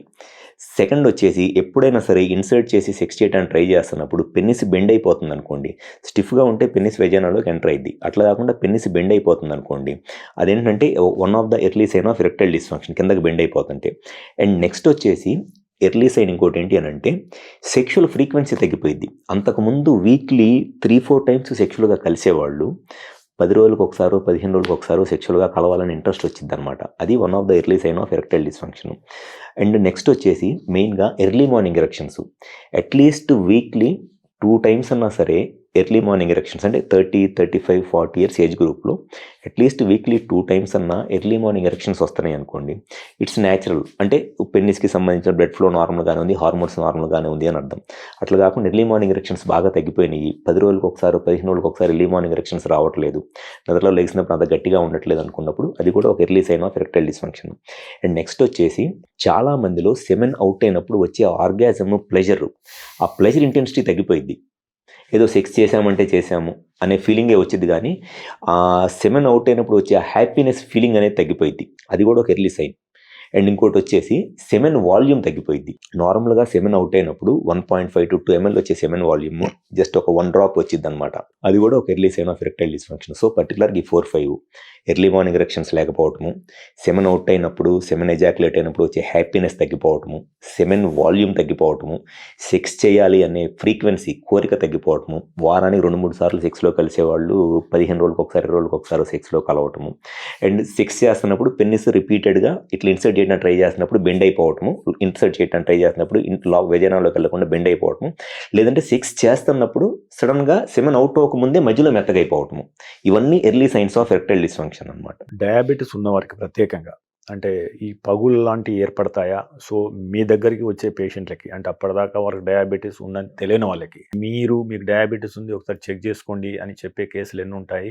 వారిలో పురుషాంగంలో ఎలాంటి మార్పులు వస్తాయి? చాలా మంది పేషెంట్స్లో ఈ బెలనైటిస్ అంటారండి. అంటే పెన్నిస్ పైన ఉన్న ఫోర్ స్కిన్ ఇన్ఫెక్షన్ క్రాక్స్ లాగా వచ్చేస్తే దాన్ని బెలనైటిస్ అంటారు. ఈ బెలనైటిస్ చాలా మంది డయాబెటీస్ పేషెంట్స్లో వాళ్ళకి ఆ షుగర్ ఉంది అని తెలిసే ఒక ఫస్ట్ సైన్ బెలనైటిస్ అయింది. అప్పుడు దాకా వాళ్ళకి షుగర్ ఉందనేది కూడా తెలియదు, కానీ ఫోర్ స్కిన్ మీద ఇన్ఫెక్షన్ వచ్చి ఆ ఇన్ఫెక్షన్ చూపించుకోవడానికి కన్సల్టేషన్కి వస్తారు నా దగ్గరికి. నేను వన్స్ ఆ ఫోర్ స్కిన్ చెక్ చేయగానే ఆ స్కిన్ బాగా థిక్గా అయిపోయి స్కిన్ మీద క్రాక్స్ లాగా వచ్చేసి ఇన్ఫెక్టెడ్గా ఉంటుంది ఆ ఫోర్ స్కిన్. నేను చెప్తాను వాళ్ళకి, మీకు షుగర్ వచ్చి ఉంటుంది, షుగర్ ఉండటానికి ఛాన్స్ ఉంటుంది అని, కానీ వాళ్ళు యాక్సెప్ట్ చేయరు అనమాట. నాకేంటి షుగర్ ఉండటం ఏంటి అనేది. వన్స్ వాళ్ళకి ర్యాండమ్ బ్లడ్ షుగర్ HbA1c చేస్తే ఆల్మోస్ట్ ఆ ఇన్ఫెక్షన్ వచ్చిన వాళ్ళలో 100లో 90 మందికి షుగర్ ఉంటుంది. సో ఆ బెలనైటిస్ అనే ఇన్ఫెక్షన్ చాలా మందిలో ఒక early sign of onset of diabetes అనమాట. సో ఈ స్కిన్ ఇన్ఫెక్షన్ రావడానికి డయాబెటీస్ ఎలాగైతే కారణమైద్దో, ఆ ఇన్ఫెక్షన్ వచ్చినప్పుడు ఆ స్కిన్ గనక ఇమీడియట్గా ట్రీట్మెంట్ చేయించుకుంటే, షుగర్ కంట్రోల్లో లేకపోయినా అట్లీస్ట్ ఆ స్కిన్కి సర్కంసిషన్ చేయించుకుంటే ముందు వాళ్ళకి ఆ స్కిన్ ఇన్ఫెక్షన్ అనేది రాకుండా ఉంటుంది. సో అండ్ ఈ స్కిన్ ఇన్ఫెక్షన్తో పాటు డయాబెటీస్ వల్ల ఇంకొక వచ్చే ప్రాబ్లం ఏంటి పెన్నిస్లో అని అంటే సెమెన్ వాల్యూమ్ తగ్గిపోయింది. డయాబెటీస్ ఉన్న వాళ్ళలో స్కిన్ ఇన్ఫెక్షన్తో పాటు సెమెన్ అవుట్ అయినప్పుడు వచ్చే సెమెన్ వాల్యూమ్ కూడా తగ్గిపోయింది. ప్లస్ సెమెన్ అవుట్ అయినప్పుడు వచ్చే ఆ హ్యాపీనెస్ కూడా తగ్గిపోయింది. చాలామంది చెప్పేది అంటే పెన్నిస్ చిన్నగా అయిపోతుంది, ష్రింక్ అయిపోతుంది అని అంటారు, పెన్నిస్ సైజ్ తగ్గిపోతుంది అంటారు. వెరీ సివియర్ డయాబెటీస్ అన్కంట్రోల్డ్గా ఉన్నప్పుడు పెన్నిస్ లోపల ఉండే కార్పోరా క్యావర్నోసా మజిల్ ఫైబ్రోసిస్ వచ్చేస్తుంది. ఆ ఫైబ్రోసిస్ వల్ల పెన్నిస్ చిన్నగా అయిపోయింది. అది బాగా సివియర్ డయాబెటీస్లో ఉన్నప్పుడు. సో ఇవన్నీ కూడా పెన్నిస్లో వచ్చే చేంజెస్ అనమాట. డయాబెటీస్లో మెయిన్గా fore skin infection, semen volume తగ్గిపోవటము, సెమెన్ అవుట్ అయినప్పుడు వచ్చే హ్యాపీనెస్ తగ్గిపోవటము, అండ్ పెన్నిస్ సైజు ష్రింక్ అయిపోవటం. ఇవి ఎర్లీ డయాబెటీస్లో ఉండే పెన్నిస్లో వచ్చే మార్పులు. గారు ఇప్పుడు మనం పురుషాంగం సైజ్ గురించి మాట్లాడదాము. యువకులకు సాధారణంగా ఫోన్ చూసేటప్పుడు దాని పక్కన యాడ్స్ వస్తూ ఉంటాయి. సైజ్ ఇంత ఉంది, ఈ టాబ్లెట్ వాడితే ఎంత పెరుగుతుంది అన్నట్టు సాధారణంగా గ్రాఫిక్స్లో చూపిస్తూ ఉంటారు. ఇది నిజం నమ్మి చాలా మంది వాడడము, ఈ పౌడర్లు, నూనెలు, టాబ్లెట్లు వాడడం ద్వారా మళ్ళీ సమస్య పెరిగే అవకాశము ఈ రకంగా జరుగుతూ ఉంటుంది. యాక్చువల్గా పురుషాంగం సైజ్ అనేది ఈ పౌడర్లు, నూనెలు, టాబ్లెట్ల ద్వారా పెరిగే అవకాశం ఉందా? సో ఇలాంటి వాడి మీ దగ్గరికి ఎలాంటి సమస్యలతో వస్తారు? ఈ సమస్య మీద అవగాహన పెంచే ప్రయత్నం చేయండి. 20 years నుంచి 25 years ఏజ్ గ్రూప్లో నా దగ్గరికి వచ్చే పేషెంట్స్లో 100లో 90 మంది పెన్నిస్ సైజు గురించే వస్తారండి. ఓకే. ఇప్పుడు మీరు చెప్పినట్లు వాళ్ళందరూ కూడా ఈ పాన్ వీడియోస్ చూస్తున్నప్పుడు పక్కన వచ్చే యాడ్లను చూసి జస్ట్ ఏదో ఒక టాబ్లెట్ వేసుకోగానే పెన్నిస్ సైజ్ ఎంత పెరిగిపోయినట్లు యాడ్లు చూసి అవి చూసే ఆ ట్రీట్మెంట్ కావాలని వస్తారు. అవి absolutely fake videos, fake information. Once 20 years 21 years age దాటిన తర్వాత ఏమి చేసినా సరే పెన్నిస్ సైజ్ మట్టికి పెరగదు. ఇదైతే నేను క్రిస్టల్ క్లియర్గా చెప్తున్నాను. ఓకే. 21 years ఏజ్ దాటిన తర్వాత మోర్ ఆర్ లెస్ ఎప్పుడైతే హైట్ పెరగటం ఆగిపోతామో ఆ హైట్ పెరగటం ఆగిపోయే స్టేజ్లో పెన్నిస్ సైజ్ పెరగటం కూడా ఆగిపోయింది. ఆ తర్వాత ఏమి చేసినా పెన్నిస్ సైజ్ పెరగదు. జస్ట్ సైజు పెరిగినట్లు దానికి పెన్నిస్ కింద ఒక సబ్క్యూటేనియస్గా ఫ్యాట్ ఇంజెక్ట్ చేసి జస్ట్ లావ్ అయినట్లు టెంపరీగా it's like an artificial thing. Size పెరగదు అసలు. జస్ట్ కింద ఒక ఫ్యాట్ ఇంజెక్ట్ చేస్తే ఆటోలోగస్ ఫ్యాట్ మన బాడీలో ఉన్న ఫ్యాట్ తీసుకొని ఆ పెన్నిస్ కింద ఉన్న స్కిన్లో ఇంజెక్ట్ చేస్తే పెన్నిస్ లావ్ అయినట్లు, లేకపోతే ఇక్కడ పెన్నిస్ పైన సస్పెన్సరీ లిగమెంట్ అని ఉంటుంది, ఆ లిగమెంట్ కట్ చేస్తే పెన్నిస్ సైజ్ పెరగదు. ఆ పెన్నిస్ అది జస్ట్ గోడ జారినట్టు అనమాట. ఇప్పుడు మనకి చెయ్యి ఇట్లా ఉంది, ఈ బాల్ డిస్లోకేట్ అయింది అనుకోండి, చెయ్యి ఇట్లా కిందకి జారిద్ది కదా, అట్లా చెయ్యి పొడుగు పెరిగినట్టు కాదు కదా, అది జస్ట్ ఈ బాల్ డిస్లోకేట్ అయింది. డిస్లోకేట్ అవడం వల్ల చెయ్యి కిందకి జారింది, అంతేకాని చెయ్యి పెరిగినట్లు కాదు. అట్లానే ఇక్కడ సస్పెన్సరీ లిగమెంట్ అనేది ఒకటి ఉంటుంది. ఆ సస్పెన్సరీ లిగమెంట్ కట్ చేస్తే సర్జరీ చేసి పెన్నిస్ ఇట్లా కిందకి జారిద్ది. దాంతో సమస్య అది పెన్నిస్ సైజ్ పెరగదు. అది యాక్చువల్గా పెన్నిస్ సైజ్ పెరిగినట్టు కాదు. పేషెంట్స్ ఏంటంటే ఇట్లాంటివన్నీ నెట్లో చూసి నాకు అది కావాలని అంటారు. యాక్చువల్గా సస్పెన్సరీ లిగమెంట్ కట్ చేసే సర్జరీ చాలా సింపుల్ సర్జరీ. పెన్నిస్ సైజ్ పెరగదు, జస్ట్ పెన్నిస్ కిందకి జారిద్ది.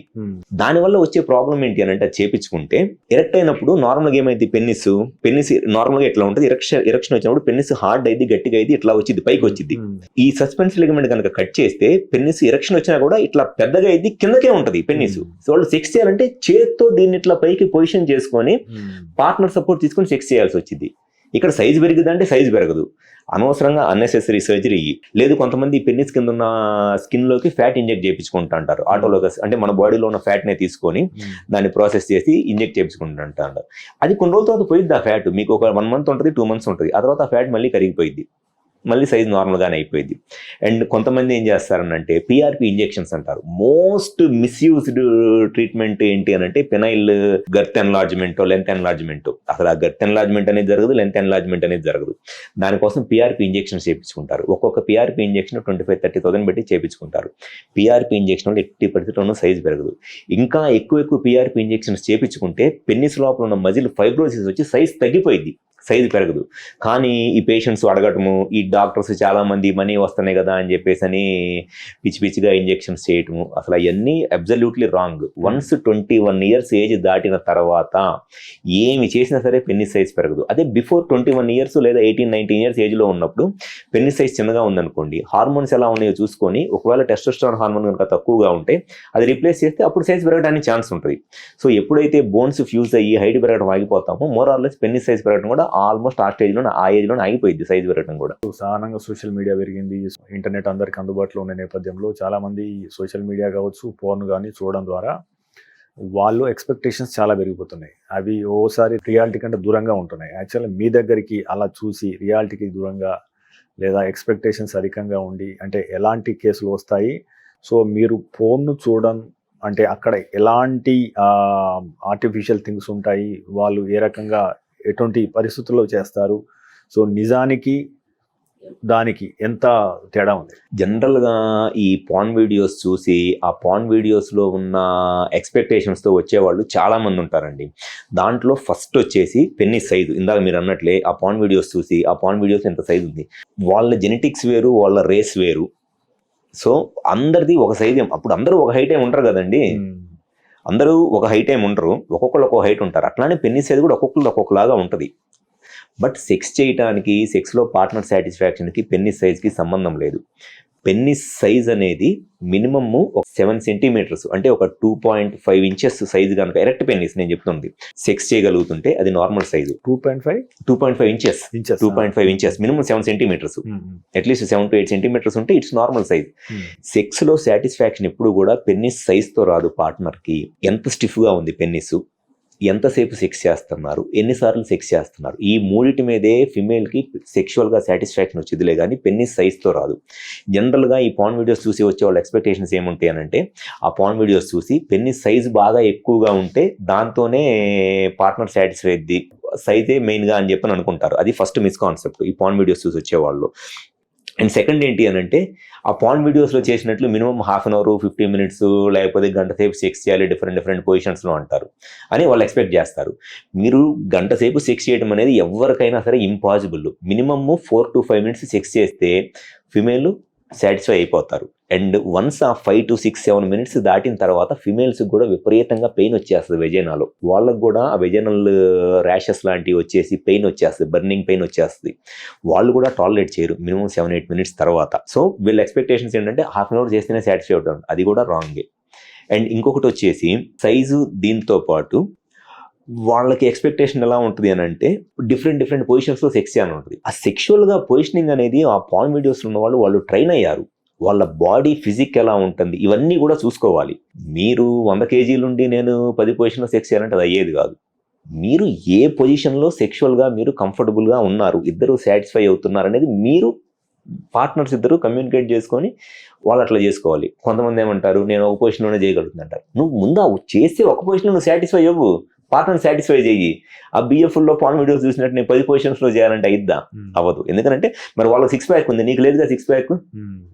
వాళ్ళ పార్ట్నర్ స్లిమ్గా ఉంది, స్లెండర్గా ఉంది, మరి మీ వైఫ్కి ఏమో లావుగా ఉంది కదా, మరి నువ్వు చేయలేకపోతున్నావు కదా. సో ఇవన్నీ కూడా ఇవి రియాలిటీ అండి. వాళ్ళు రియాలిటీని వదిలేసి ఆ పాన్ వీడియోస్లో చూసినట్లు 15 సెంటీమీటర్లు ఉండాలి, 20 సెంటీమీటర్లు ఉండాలి, నేను గంట సేపు సెక్స్ చేయాలి, నేను 10 పొజిషన్స్లో ఒక్కొక్క పొజిషన్లో 10 నిమిషాలు చేయాలి, ఇవన్నీ ఏంటనంటే ప్యూర్లీ వాళ్ళకు ఉండే ఒక మిస్కాన్సెప్ట్స్ అనమాట. సో డాక్టర్ గారు ఇంకోటి పురుషాంగం వంకరగా ఉండడం. యాక్చువల్గా పురుషాంగం వంకర ఉండేది అంటే ఎంత వంకర ఉంటే సమస్య, అది ఎప్పుడు సెక్స్ని కానీ లేదా ఫెర్టిలిటీని కానీ ప్రభావితం చేస్తుంది.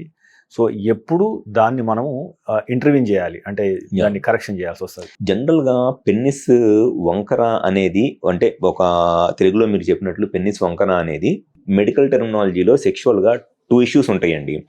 ఒకటి వచ్చేసి పెనైల్ కర్వేచర్ అంటారు, సెకండ్ వచ్చేసి డీవియేషన్ అంటారు. పెనైల్ కర్వేచర్ అంటే ఇది పెన్నిస్ అనుకోండి, ఎరెక్ట్ అయిన పెన్నిస్ ఇట్లా మధ్యలో బెండ్ అయింది అనుకోండి, ఇట్లా బేస్ దగ్గర స్ట్రైట్గానే ఉంటుంది బట్ ఇట్లా మధ్యలో బెండ్ అయింది, ఇది పెనైల్ కర్వేచర్ అంటారు. పెనైల్ డీవియేషన్ అంటే పెన్నిస్ ఈ బేస్ దగ్గరే మొత్తం ఇట్లా పక్కకు తిరిగిద్ది అనమాట. ఇట్లా బేస్ దగ్గరే మొత్తం ఇట్లా రైట్కో లెఫ్ట్కో తిరిగిద్ది, దీన్ని డీవియేషన్ అంటారు. డీవియేషన్ వల్ల సెక్షువల్ ప్రాబ్లమ్స్ ఎప్పుడు రావు, ఎందుకంటే పెన్నిస్ ఇట్లా ఉన్నది జస్ట్ ఇట్లా కొంచెం ఈ బేస్ దగ్గరే పక్కకు వస్తుంది, ఇది డీవియేషన్. జస్ట్ కొంత సెక్షువల్గా ఈ మెనోవరింగ్ మ్యానిపులేషన్తో ఈజీగా సెక్స్ చేసేయచ్చు, ఇది ప్రాబ్లం కాదు. కానీ ఈ పెనైల్ కర్వేచర్ ఇట్లా బెండ్ బేస్ దగ్గర స్ట్రైట్గానే ఉండి మధ్యలో బెండ్ అయింది అనమాట, ఇది పెనైల్ కర్వేచర్. ఈ పెనైల్ కర్వేచర్ అనేది సెక్షువల్గా డెఫినెట్గా కొంత ప్రాబ్లం అయింది. Up to 30 degrees of penile curvature సెక్షువల్గా ప్రాబ్లం ఏమీ రాదు. ఒకవేళ 30 degrees కన్నా ఎక్కువ ఉంటే సో అప్పుడు కంపల్సరీగా వాళ్ళకి కర్వేచర్ని కరెక్షన్ సర్జరీస్ అనేది చేయాల్సి వచ్చింది. సో డీవియేషన్తో సెక్షువల్గా ఏ ప్రాబ్లం రాదు, కర్వేచర్తో కూడా 30 degrees దాకా ఏ ప్రాబ్లం రాదు. 30 degrees కన్నా ఎక్కువ ఉంటే కర్వేచర్తో ప్రాబ్లం వచ్చింది. సో ఈ పెనైల్ డీవియేషన్ ఉందా, కర్వేచర్ ఉందా, ఒకవేళ కర్వేచర్ ఉంటే ఎంత డిగ్రీ ఉందనేది ఎప్పుడు ఎగ్జామిన్ చేయాలంటే ఎరెక్ట్ పెన్నిస్లోనే ఎగ్జామిన్ చేయాలి. సో అంతే కదండి, వాళ్ళకి ఎప్పుడు వస్తుంది ఈ ప్రాబ్లం అని, ఎరెక్షన్ వచ్చినప్పుడే వస్తుంది. కాబట్టి హాస్పిటల్కి పేషెంట్ జస్ట్ నాకు ఇట్లా పెన్నిస్ బెండ్ ఉంది అన్నప్పుడు మనం ఏం చేయలేము.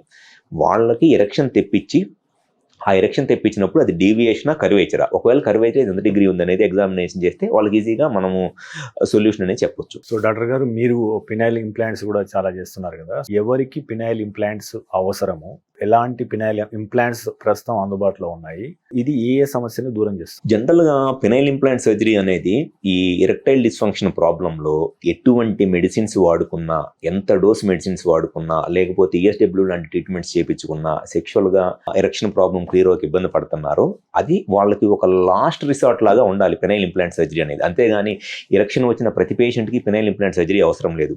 ఆల్మోస్ట్ 100లో 70 మంది పేషెంట్స్కి జస్ట్ సింపుల్ మెడికేషన్తోనో సింపుల్ కౌన్సిలింగ్తోనో ఒక ఎరెక్షన్ ప్రాబ్లం ఈజీగానే క్లియర్ చేయవచ్చు. కానీ ఒక 20 నుంచి 30 మంది పేషెంట్స్కి ఎంత డోస్ మెడిసిన్స్ వాడుకున్నా, లేకపోతే ఏ ట్రీట్మెంట్ తీసుకున్నా, షాక్ వేవ్ థెరపీ కానీ ఈఎస్డబ్ల్యూ ట్రీట్మెంట్ కానీ ఏది తీసుకున్నా కూడా ఎరెక్షన్ ప్రాబ్లం క్లియర్ అవ్వక సెక్షువల్గా ఇబ్బంది పడతా ఉంటారు. వాళ్ళలో ఖచ్చితంగా పినైల్ ఇంప్లాంట్ సర్జరీ అనేది అవసరమైంది. జనరల్గా పినైల్ ఇంప్లాంట్ సర్జరీ అనేది సివియర్ ఎరెక్టైల్ డిస్ఫంక్షన్ అంటే పినైల్ డాప్లర్ టెస్ట్లో పెన్నిస్కి అసలు బ్లడ్ ఫ్లో ఏ మాత్రమూ రావట్లేదు, పీక్ సిస్టోలిక్ వెలాసిటీ అనేది మినిమం 25 సెంటీమీటర్స్ పర్ సెకండ్ కూడా రావట్లేదు, అండ్ దాంతోపాటు ఈ డయాబెటీస్ అనేది కంట్రోల్లో ఉండట్లేదు, హైపర్ టెన్షన్ కంట్రోల్లో ఉండట్లేదు, ఆ పెన్నిస్లో ఉన్న మజిల్ పూర్తిగా ఫైబ్రోసిస్ అయిపోతుంది అనుకున్న వాళ్ళలో it should be like a last resort అనమాట పినైల్ ఇంప్లాంట్ సర్జరీ. జనరల్గా ఈ పినైల్ ఇంప్లాంట్ సర్జరీస్లో 2 టైప్స్ ఆఫ్ ఇంప్లాంట్స్ ఉంటాయండి. ఒకటి వచ్చేసి మ్యాల్యబుల్ పినైల్ ఇంప్లాంట్ అంటారు, రెండు వచ్చేసి ఇన్ఫ్లేటబుల్ పినైల్ ఇంప్లాంట్ అంటారు. జనరల్గా మా దగ్గర ఎక్కువగా ఈ మ్యాల్యబుల్ పినైల్ ఇంప్లాంట్ సర్జరీస్ చేస్తూ ఉంటాము. ఇవేనండి మ్యాల్యబుల్ ఇంప్లాంట్స్ ఇవే. ఇదేమో ఇండియన్ ఇంప్లాంట్ షా ఇంప్లాంట్ అంటారు, ఇదేమో ఇంపోర్టెడ్ ఇంప్లాంట్ అనమాట టాక్ట్రా ఇంప్లాంట్ అంటారు. జనరల్గా ఈ 2 ఇంప్లాంట్స్ చాలా ఫ్రీక్వెంట్గా చేస్తాము. అండ్ ఈ మ్యాల్యబుల్ ఇంప్లాంట్స్ ఇంకా వేరే ట్యూబ్ అని, జెఫైర్ అని, రిజికాన్ అని ఇట్లా డిఫరెంట్ బ్రాండ్స్ ఉంటాయి. సో ఈ పినైల్ ఇంప్లాంట్ సర్జరీ అనేది ఇంకా సెక్షువల్గా ఏ మెడిసిన్స్ వాడుతున్నా, ఎంత డోస్ మెడిసిన్స్ తీసుకున్నా వాళ్ళకి ఆ ప్రాబ్లం క్లియర్ అవ్వక ఇబ్బంది పడే వాళ్ళలో ఇంకా it should be like A final resort. And ఇది మాక్సిమం ఈ ఎరెక్షన్ ప్రాబ్లం ఉన్న వాళ్ళలో ఒక 20% ఆఫ్ ద పేషెంట్స్కి అవసరమైంది. 80% ఆఫ్ ద పేషెంట్స్కి మెడిసిన్స్తోనే క్లియర్ అయిపోయింది ఈ ప్రాబ్లమ్. మెడ్ ప్లస్ లో అదే మెడిసిన్ అదే క్వాలిటీ, మార్కెటింగ్ డిస్ట్రిబ్యూషన్ ఇంకోటి అంటూ వీళ్ళకి అదనపు ఛార్జీలు ఉండవు. అందువల్లే 50 to 80% డిస్కౌంట్ లో మనకు అందిస్తున్నారు. పినైల్ ఇంప్లాంట్ సర్జరీ అనేది ప్రొసీజర్ ఏంటి, చేయడానికి ఎంత ఖర్చు అవుతుంది, చేసిన తర్వాత ఎంత కాలం దాని యొక్క ఎఫెక్ట్ అదే రకంగా ఉంటుంది, ఇంపాక్ట్ లేకుండా? జనరల్గా ఈ పినైల్ ఇంప్లాంట్ సర్జరీ అనేది ఎట్లా చేస్తారనంటే పెన్నిస్ లోపల ఎవరికైనా సరే కార్పోరా క్యావర్నోజా అనే ఒక స్మూత్ మజిల్ ఉంటుందండి. ఈ కార్పోరా క్యావర్నోజా అనే మజిల్ ఏదో ఒక రీజన్తో డయాబెటీస్ కానివ్వండి, హైపర్ టెన్షన్ కానివ్వండి, smoking, alcohol, water may the reason ఈ కార్పోరా క్యావర్నోజా అనే మజిల్కి వచ్చే బ్లడ్ సప్లై బాగా తగ్గిపోయింది. లేకపోతే ఆ మజిల్ బాగా హార్డ్ అయిపోయింది, ఫైబ్రోసిస్ వచ్చేస్తుంది మజిల్. సో ఆ మజిల్ ఫైబ్రోసిస్ వచ్చేసి కార్పోరా క్యావర్నోజా మజిల్, ఆ మజిల్కి బ్లడ్ సప్లై లేకపోతే మెడిసిన్స్ వాడుకుంటున్నా ఆ మజిల్ రియాక్ట్ అవ్వట్లేదు అనుకోండి మెడిసిన్స్కి, కార్పోరా క్యావర్నోజా మజిల్ని ఈ పినైల్ ఇంప్లాంట్తో రిప్లేస్ చేస్తాము. సింపుల్గా చెప్పాలంటే నీ రీప్లేస్మెంట్ లాగండి. నీ రీప్లేస్మెంట్లో ఏం చేస్తారు, ఈ అరిగిపోయిన నీకి సిలికాన్ ఇంప్లాంట్ పెట్టి రిప్లేస్ చేస్తారు. సేమ్ అట్లానే దీంట్లో కూడా ఇది కూడా సేమ్ సిలికాన్. ఈ పెన్నిస్ లోపల ఈ కార్పోరా క్యావర్నోజా మజిల్ ప్లేస్లో ఈ సిలికాన్ ఇంప్లాంట్ పెడతారు. ఈ సిలికాన్ ఇంప్లాంట్ పెట్టడం వల్ల పెన్నిస్కి కావాల్సిన స్టిఫ్నెస్, సెక్స్ చేయడానికి కావాల్సిన స్టిఫ్నెస్ ఇది జస్ట్ సపోర్ట్ చేస్తుంది అనమాట. స్టిఫ్నెస్ పెన్నిస్ లోపల సిలికాన్ ఇంప్లాంట్ ఉంటుంది కాబట్టి ఈ ఇంప్లాంట్ అనేది ఇన్సర్ట్ చేసి వెజైనాలోకి ఇన్సర్ట్ చేసి సెక్స్ చేయడానికి కావాల్సిన స్టిఫ్నెస్ని ఈ సిలికాన్ ఇంప్లాంట్ అనేది ఇస్తుంది. జనరల్గా దీని లైఫ్ వచ్చేసి మినిమమ్ 10 to 15 years ఉంటుందండి. ఒకసారి కనుక ఇంప్లాంట్ సర్జరీ చేయించుకుంటే 10 to 15 years పాటు ఈ ఇంప్లాంట్ యొక్క లైఫ్ అనేది ఉంటుంది. అండ్ కాస్ట్ వచ్చేసి అది కూడా depending on implant. Indian implant అయితేనేమో ఒక 2 lakhs లోపల అయిద్దండి మొత్తం సర్జరీ కాస్ట్ కలిపేసి. ఇంపోర్టెడ్ ఇంప్లాంట్ అయితే కొంచెం ఎక్కువ కాస్ట్ అయింది. కానీ డెఫినెట్గా ఇంపోర్టెడ్ ఇంప్లాంట్ ఉన్నంత స్టిఫ్నెస్ ఇండియన్ ఇంప్లాంట్లో అయితే ఉండదు.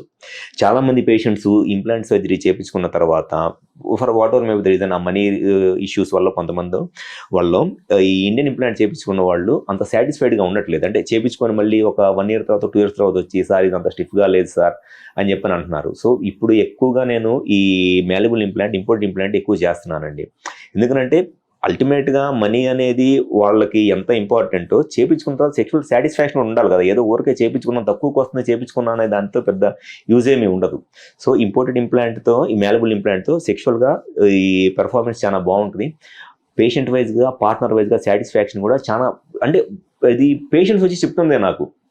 అంటే ఈ ఫస్ట్ ఈ ఇంప్లాంట్, ఇండియన్ ఇంప్లాంట్ చేసి దాని తర్వాత మళ్ళీ 2 years తర్వాత ఈ ఇంపోర్టెడ్ ఇంప్లాంట్కి రిప్లేస్మెంట్కి పోయిన వాళ్ళే చెప్తున్నారు, సార్ ఫస్ట్ టైం చేయించుకున్నాను, దీనికి చాలా సాటిస్ఫాక్షన్ డిఫరెన్స్ ఉంది సార్, అనవసరంగా ఫస్ట్ టైం అది చేయించుకున్నాం అనేది.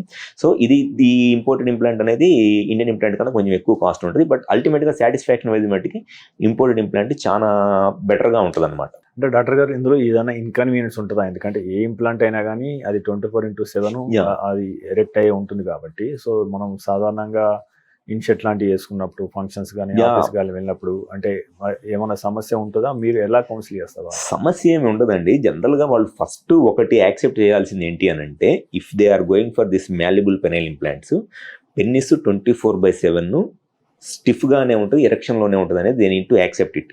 ఎందుకంటే సెక్షువల్గా డిజైర్ వచ్చినప్పుడు పెన్నిస్ పెద్దగా అవడము, సెమెన్ ఎజాక్యులేట్ అయిపోగానే నార్మల్ అవడం ఇవన్నీ ఏముండవు. పెన్నిస్ ఎప్పటికీ కూడా పెద్దగానే ఉంటుంది, గట్టిగానే ఉంటుంది. బట్ ఏమంటే జస్ట్ ఇట్లా ఫోల్డ్ చేసుకొని అండర్వేర్ వేసుకుంటే కన్సీల్ అయిపోయింది, ఏం పెద్దగా ఏం కనపడదు. జస్ట్ ఇట్లా ఫోల్డ్ చేసుకొని అండర్వేర్ వేసుకుంటే కన్సీల్ అయిపోయింది. నార్మల్గా వాళ్ళు వేసుకునే అండర్వేర్ సైజ్ కన్నా ఒక 5 సెంటీమీటర్స్ తక్కువ సైజ్ వేసుకుంటే సరిపోయింది. అంతకు మించి పెద్ద డిస్కంఫర్ట్ ఏమి ఉండదు. ఈ ప్రొసీజర్ చేయించుకున్న తర్వాత ఒక ఫ్యూ వీక్స్, అట్లీస్ట్ ఒక 4 to 6 వీక్స్ పాటు కొంత డిస్కంఫర్ట్ ఉంటుంది. వాళ్ళకి అది కంప్లీట్గా సెట్ అయిపోయేదాకా ఒక 4 to 6 వీక్స్ పాటు డిస్కంఫర్ట్ ఉంటుంది. అండ్ వన్స్ ఆ 4 to 6 వీక్స్ అయిపోయిన తర్వాత they can have their normal inter course. And only inter course అప్పుడు వాళ్ళు తీసుకోవాల్సిన ఒక జాగ్రత్త ఏంటి అని అంటే, నార్మల్ మిషనరీ పొజిషన్లో సెక్షువల్గా ఏం ప్రాబ్లం ఉండదు.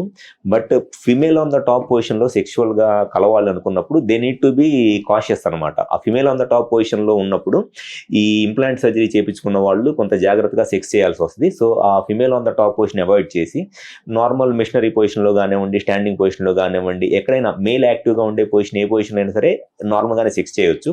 ఫిమేల్ యాక్టివ్గా ఉండి ఫిమేల్ స్ట్రోక్ చేసే పొజిషన్లో మట్టికి they need to be some what cautious. So doctor గారు యాక్చువల్గా ఇప్పుడు ఈ సమస్యలు అనేటివి యాక్చువల్గా సెక్స్ సమస్యలు సాధారణంగా పెళ్లి తర్వాత బయటపడము, లేదా మామగారు తీసుకురావడం, భార్య తీసుకురావడము, ఇటువంటివి జరుగుతాయి యాక్చువల్గా. సో పెళ్లికి ముందు అన్ని విషయాలు మాట్లాడుకునే సమయంలో ఒక ఆండ్రాలజిస్ట్కు చూపించుకోవడం అనేది ఏదన్నా డౌట్ ఉన్నప్పుడు అది మీరు అవసరం అని భావిస్తున్నారా? ఇది ఎవరికి అవసరము? దీని ద్వారా ఎలాంటి ప్రయోజనాలు ఉంటాయి? డెఫినెట్గా ఇప్పుడు ఒక 25-30 ఇయర్స్ ఏజ్ గ్రూప్లో ఉండి ఇంట్లో పెళ్లి ప్రపోజల్స్ తీసుకొని వస్తున్నారు. అండ్ ఆ అబ్బాయికి ఏదైనా సెక్షువల్గా ఏదైనా డౌట్స్ కానివ్వండి, సెక్షువల్గా ఏదైనా ప్రాబ్లం కానివ్వండి, మిస్కాన్సెప్ట్స్ కానీ ఉన్నప్పుడు వాళ్ళు ఒక ఆండ్రాలజిస్ట్ని కన్సల్ట్ అయితే వాళ్ళకి వాళ్ళ డౌట్స్ క్లియర్ అవుతాయి, వాళ్ళకున్న మిస్కాన్సెప్ట్స్ క్లియర్ అవుతాయి. ఇఫ్ రియల్లీ వాళ్ళకి సెక్షువల్ ప్రాబ్లం ఏదైనా ఉంటే ఆ సెక్షువల్ ప్రాబ్లం కూడా క్లియర్ అవుతుంది. నేను మీకు ఒక ఎగ్జాంపుల్ చెప్తాను. నేను ప్రాక్టికల్గా చూసిన ఒక ఎగ్జాంపుల్. నా దగ్గరికి వచ్చిన చాలామంది పేషెంట్స్కి నేను ఇంప్లాంట్ సర్జరీ చేసే వాళ్ళు ఎవరు ఉంటున్నారు అని అంటే 10లో కనీసం 2-3 సెకండ్ మ్యారేజ్ వాళ్ళు ఉంటున్నారు. ఈ సెకండ్ మ్యారేజ్ చేసుకునే పేషెంట్స్ ఎవరైతే ఉంటున్నారో వీళ్ళందరూ నా దగ్గరికి ఫస్ట్ టైం వచ్చినప్పుడు వాళ్ళకి నేను ఎవాల్యుయేట్ చేసి, మీకు ఎరెక్షన్ ప్రాబ్లం ఉంది, మీరు హడావుడి పడి ఇంట్లో వాళ్ళు బలవంతం పెట్టారని పెళ్లి చేసుకోవద్దు, మీ ప్రాబ్లంకి క్లియర్ సొల్యూషన్ దొరికిన తర్వాత పెళ్లి చేసుకోండి అంటే, కానీ ఇంట్లో వాళ్ళ యొక్క ఫోర్స్తో కానివ్వండి వాటర్ మీద రీజన్ పెళ్లి చేసుకొని because of the only sexual issues వాళ్ళ ఫస్ట్ మ్యారేజ్ డైవర్స్ అయిపోయి సెకండ్ మ్యారేజ్ టైంకి రిలీజ్ అయ్యి before second marriage implant surgery చేయించుకుంటున్నారు. సో అదే గనక వాళ్ళు ఫస్ట్ మ్యారేజ్ అప్పుడే ప్రాపర్గా ఎవాల్యుయేట్ చేయించుకొని, ఒకవేళ వాళ్ళకి అవసరమైతే ఫస్ట్ మ్యారేజ్కి ముందే ఇంప్లాంట్ సర్జరీ చేయించుకుంటే వాళ్ళకి చాలా రకాలుగా ఈ సోషల్గా ఫస్ట్ మ్యారేజ్ బ్రేకప్ అయిపోయి సొసైటీలో వాళ్ళ మీద ఒక నెగిటివ్ ఇంప్రెషన్ పడిపోయి వాళ్ళ ఫ్యామిలీస్ డిస్టర్బ్ అయిపోయి ఫైనాన్షియల్గాను ఈ కేసులు పెట్టుకొని ఇంత డిస్టర్బెన్సెస్ అన్నీ జరగకుండా ఇంత చేసినా మళ్ళీ సెకండ్ మ్యారేజ్ ముందు ఖచ్చితంగా సర్జరీ చేయించుకోవాల్సి వస్తుంది. అదే వాళ్ళు ప్రాపర్ ఎవాల్యుయేట్ చేయించుకొని ప్రాపర్గా గైడ్ చేసినప్పుడు విని ఫస్ట్ మ్యారేజ్ ముందే ఒకవేళ అవసరమైన సర్జరీ చేయించుకున్నారు అనుకోండి, టైము సేవ్ అయింది, మనీ సేవ్ అయింది, వాళ్ళకి ఈ ఊర్లో ఈ పరువు పోవటము ఇవన్నీ ఇబ్బందులు లేకుండా ఉంటాయి. ఇవన్నీ నేను చాలా చూశానండి ఇవన్నీ. కాకపోతే ఏంటంటే వాళ్ళు చెప్పడం మాత్రమే మన పని, ఎంటారా అనేది ఇట్స్ అప్ టు దెమ్, చెప్పడం మాత్రమే. సో డాక్టర్ గారు అంటే ముఖ్యంగా ఇంకొక విషయం యాక్చువల్గా ఈ శోభనం రాత్రి యాక్చువల్గా అంటే కొంతమందికి అవగాహన ఉంటుంది, కొంతమందికి అవగాహన ఉండదు. కొన్నిసార్లు పెనట్రేట్ అవుతుంది, కొన్నిసార్లు పెనట్రేట్ అవ్వదు. సో కొన్నిసార్లు బ్లడ్ చూసి ఆందోళన చెందడం ఇలాంటివి జరుగుతుంటాయి. మీరు అంటే ఒక ఆండ్రాలజిస్ట్గా మీరు శోభనం రోజు అంటే కొంతమంది మగవాళ్ళు ఉంటారు, ఆ రోజు మొత్తం నా ప్రతాపం మొత్తం చూపించాలని అనుకునే వాళ్ళు కూడా కొంతమంది ఉంటారు. అపోహలేంటి, వాస్తవాలేంటి, అంటే ఎలాంటి జాగ్రత్తలు తీసుకోవడం ద్వారా లేదా మీ సూచనలు తీసుకోవడం ద్వారా శోభనం రాత్రిని ఒక మధురమైన జ్ఞాపకంగా మిగిల్చే అవకాశం ఉంటుంది? 100లో 99 మందికి ఫస్ట్ నైట్ రోజు సెక్స్ జరగదండి. ఇదైతే నేను ఓపెన్గా చెబుతున్న స్టేట్మెంట్. సరే అంతకుముందు వాళ్ళకి ఏదైనా ఎక్స్పీరియన్స్ రిలేషన్ ఉంటే okay, it's up to them. కానీ if they are in to sex for the first time in their life, వాళ్ళిద్దరు ఆ మేలు ఫీమేల్ కనుక ఫస్ట్ టైం వాళ్ళు సెక్షువల్గా కలుస్తుంటే 100లో 99 మందికి ఫస్ట్ నైట్ రోజున సెక్స్ అనేది అంత ఈజీ కాదు. ఎందుకనంటే వాళ్ళు ఒక డిఫరెంట్ ఫ్యామిలీస్ నుంచి వచ్చి ఫస్ట్ టైము సెక్షువల్గా కలవతున్నప్పుడు వాళ్ళకి ఇంకా సెక్షువల్ కమ్యూనికేషన్ అనేది క్లియర్గా లేదు వాళ్ళ మధ్య. Already if they are been in relation for the last few days or few years అనుకోండి, ఓకే, అది ఓకే. కానీ ఒక డిఫరెంట్ ఫ్యామిలీస్ నుంచి వచ్చి ఆల్ టుగెదర్ ఒక బెడ్ని షేర్ చేసుకుంటా ఫస్ట్ టైం సెక్స్లో కలుద్దాం అనుకున్నప్పుడు ఫస్ట్ నైట్ అనేది ఇంటర్ కోర్స్ అనేది ఆల్మోస్ట్ ఇంపాసిబుల్. ఎందుకనంటే ఫిమేల్ సైడ్ నుంచి వాళ్ళకి ఫస్ట్ టైం ఇంటర్ కోర్స్ అవుతున్నప్పుడు ఆ వెజైనల్ టైట్నెస్ ఉంటుంది. ఇన్సర్ట్ చేయడానికి ట్రై చేస్తున్నప్పుడు పెయిన్ ఉంటుంది వాళ్ళకి. ఆ పెయిన్ వల్ల కానివ్వండి, లేకపోతే షైనెస్ వల్ల, సిగ్గు వల్ల, లేకపోతే ఫియర్, భయం వల్ల అంత ఈజీగా వాళ్ళు యాక్సెప్ట్ చేయలేరు, కోఆపరేట్ చేయలేరు. అండ్ మేల్ సైడ్ నుంచి ఏమైంది అని అంటే పెన్నిస్ ఎరెక్ట్ అయింది. ఇన్సర్ట్ చేయడానికి ట్రై చేస్తున్నప్పుడు ఫిమేల్ సైడ్ నుంచి కనుక పెయిన్ వల్ల, షైనెస్ వల్ల, లేకపోతే ఫియర్ వల్ల కొంత కోఆపరేట్ చేయలేదనుకోండి, వీళ్ళకి ఇమీడియట్గా ఎరెక్షన్ తగ్గిపోయింది. ఫస్ట్ నైట్ అనే ఒక దాన్ని పట్టుకొని ఫస్ట్ నైట్ జరగలేదు కాబట్టి వాళ్ళకి ఏ నైట్ జరగదని కాదు, ఫస్ట్ నైట్ జరగకపోవటం వల్ల వాళ్ళు దేనికి సెక్స్లో ఇబ్బంది ఉందని కూడా కాదు. సో ఆ ఫస్ట్ నైట్ అనేది ప్రాబ్లం రావడానికి చాలా ఎక్కువ అవకాశం ఉంటుంది. దేనికనంటే వాళ్ళకి ఆ సెక్షువల్గా సరైన అవగాహన లేకుండా, మీరు చెప్పినట్లు ఫస్ట్ టైం మొత్తమే నా ప్రతాపం చూపించాలి అనుకుంటారు. ప్రతాపాలు చూపించడానికి రెస్ట్ ఆఫ్ ద లైఫ్ చాలా ఉంది. ఫస్ట్ నైటే మొత్తం ప్రతాపం చూపించాలని అవసరం కూడా ఏమీ లేదు. ఫస్ట్ వాళ్ళ కమ్యూనికేట్ చేసుకొని, అండ్ చాలా మందికి ఈ కొంత లూబ్రికేషన్ యూస్ చేయడం వల్ల కానివ్వండి, ప్రాపర్ కమ్యూనికేషన్ వల్ల, కొంత అవేర్నెస్ వల్ల, దాంతో ఈజీగానే సెక్స్లో చేయవచ్చు. అండ్ ఈ పెయిన్ లేకపోతే వీటన్నిటిని లూబ్రికేషన్తో ఏదో ఒక రకంగా కొంత ఓవర్కమ్ చేయవచ్చు. సో ఫస్ట్ నైట్ అనే ఒక దాన్ని పట్టుకొని దాంతో ఆ రోజు చేయలేదు కాబట్టి ఇంకా ఎప్పటికీ చేయలేడని కాదు, ఆ రోజు చేసాడు కాబట్టి జీవితాంతం అంతే పెర్ఫామ్ చేస్తాడని కూడా కాదు. అంటే ఆ టైంలో జరిగే రక్తస్రావం కానీ అది ఏమైనా ఎక్కువ జరిగే అవకాశం ఉంటుందా? సో దాన్ని చూసి ఎందుకు అంటే ఎలాంటి జనరల్గా ఫిమేల్ సైడ్ నుంచి వచ్చేటప్పటికి కొన్నిసార్లు ఈ హైమన్ టేర్ అవటం వల్ల దానివల్ల కొంత ఈ బ్లీడింగ్ లాంటిది వస్తుందండి. అది ప్యూర్లీ నాకైతే పెద్ద ఐడియా లేదు. ఇది ఎందుకంటే ఫిమేల్ సైడ్ నుంచి అసలు నేనేం చూడను, నాకు తెలియదు. సో వాళ్ళు అది గైనకాలజిస్ట్లో వాళ్ళు చూసుకుంటారు. మేల్స్ పర్టికులర్గా మగవాళ్ళ సైడ్ నుంచి ఫస్ట్ టైం సెక్షువల్గా కలిసినప్పుడు బ్లీడింగ్ దాకా రావడానికి ఒక మెయిన్ రీజన్ ఈ పెన్నిస్ కింద ఒక చిన్న బ్యాండ్ ఉంటుంది, ఫ్రెన్లమ్ అంటారు. కొంతమందికి ఆ ఫ్రెన్లమ్ అనేది చాలా టైట్గా ఉంటుంది అనమాట. ఈ టైట్ ఫ్రెన్లమ్ ఏమైందంటే ఇన్సర్ట్ చేసి సెక్స్ చేస్తున్నప్పుడు కొన్నిసార్లు సడన్గా టేర్ అయిపోయింది. ఆ టేర్ అయిపోవడం వల్ల ఫ్రెన్లమ్ నుంచి బ్లీడింగ్ వచ్చింది. జనరల్గా మేల్స్లో సెక్షువల్గా కలిసిన ఫస్ట్ టైం 2 టైమ్స్లోనూ ఆ ఫ్రెన్లమ్ టేర్ అయి బ్లీడింగ్ రావడం అనేది కామన్గా జరిగిద్ది. ఒకవేళ ఆ ప్రాబ్లమ్ కనుక ఉంది అని మ్యారేజ్కి ముందే ఐడెంటిఫై చేస్తే దానికి సింపుల్ ఫ్రెన్లోప్లాస్టీ చేయించుకుంటే సరిపోయింది. ఒకవేళ మ్యారేజ్ అయిన తర్వాత అయినా సరే ఆ ఫ్రెన్లమ్ టేర్ అయి బ్లీడింగ్ వచ్చింది అనుకోండి, తర్వాత అయినా ఫ్రెన్లోప్లాస్టీ చేయించుకుంటే 1 వీక్ 10 డేస్లో నార్మల్గా ఆ ప్రాబ్లం క్లియర్ అయ్యింది. బ్లీడింగ్ రావడానికి మేల్ సైడ్ నుంచి అదొక మెయిన్ రీజన్. సెకండ్ ఇంకొక ప్రాబ్లం వచ్చేసి బ్లీడింగ్ కాకుండా ఫైమోసిస్ అంటారు. ఈ పెన్నిస్ పైన ఉన్న ఫోర్ స్కిన్ చాలా టైట్గా ఉండి సెక్స్ చేస్తున్నప్పుడు పెన్నిస్ స్కిన్ వెనక్కి వెళ్ళి వెనకమాల ఇట్లా బ్యాండ్ లాగా పట్టేస్తాను అనమాట గట్టిగా. ఈ స్కిన్ కనుక టైట్గా ఉండి ఫ్రీగా వెనక్కి వెళ్ళకపోతే ఆ ప్రాబ్లమ్ని ఫైమోసిస్ అంటారు. వెనక్కి వెళ్ళిపోయిన స్కిన్ మళ్ళీ ముందుకు రాకుండా వెనకమాలే టైట్గా రబ్బర్ బ్యాండ్ లాగా పట్టేసింది అనుకోండి, దాన్ని పారాఫైమోసిస్ అంటారు. సో పారాఫైమోసిస్ అనేది ఒక సెక్షువల్ ఎమర్జెన్సీ లాంటిది. ఈ పెన్నిస్కి స్కిన్ టైట్గా ఉండి వెనక్కి వెళ్ళి ఇట్లా టైట్గా పట్టేసింది అనుకోండి, వాళ్ళు దాన్ని ఇమీడియట్గా రిడక్షన్, పారాఫైమోసిస్ రిడక్షన్ అంటారు. ఆ రిడక్షన్ చేయించకుండా బ్యాండ్ లాగా పట్టేస్తే స్లోగా ఒక 1 or 2 డేస్లో స్కిన్ ఎంత లావున అయిపోయింది. చూడటానికి కూడా వాళ్ళకి చాలా భయం వేసింది ఫస్ట్ టైం అది చూసే వాళ్ళకి. సో ఆ పారాఫైమోసిస్ అనేది కూడా ఒక ప్రాబ్లం.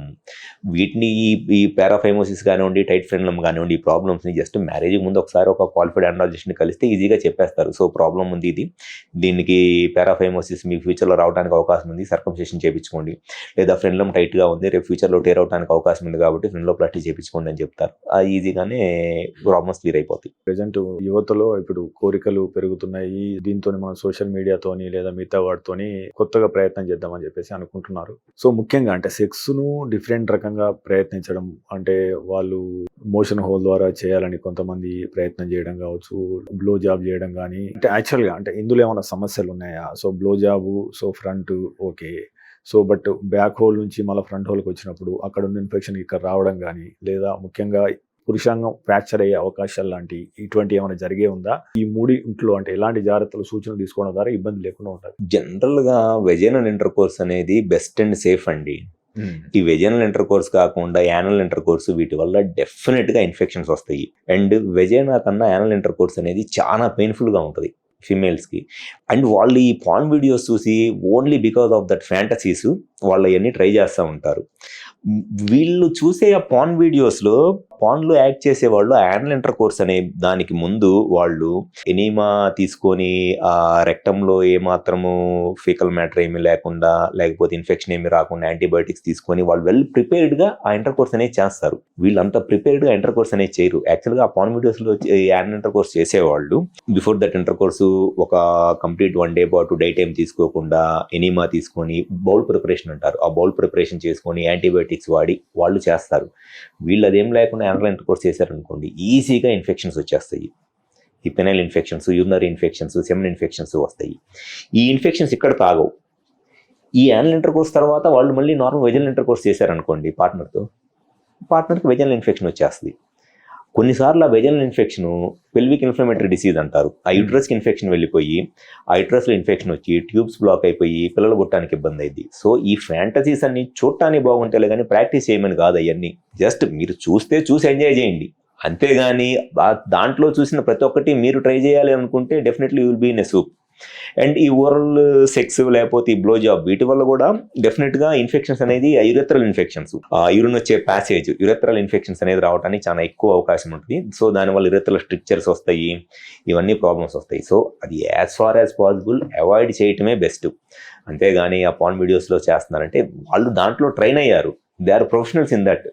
మీరు ఆ దాంట్లో మీరు ప్రొఫెషనల్ అవ్వాలనుకోవట్లేదు కదా.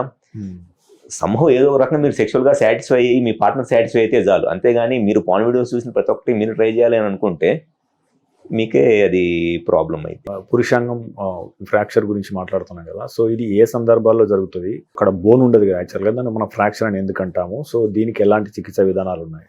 జనరల్గా పెనైల్ ఫ్రాక్చర్ అనేది పర్టికులర్ సెక్షువల్ పొజిషన్స్లో ఎక్కువ జరిగిద్దండి.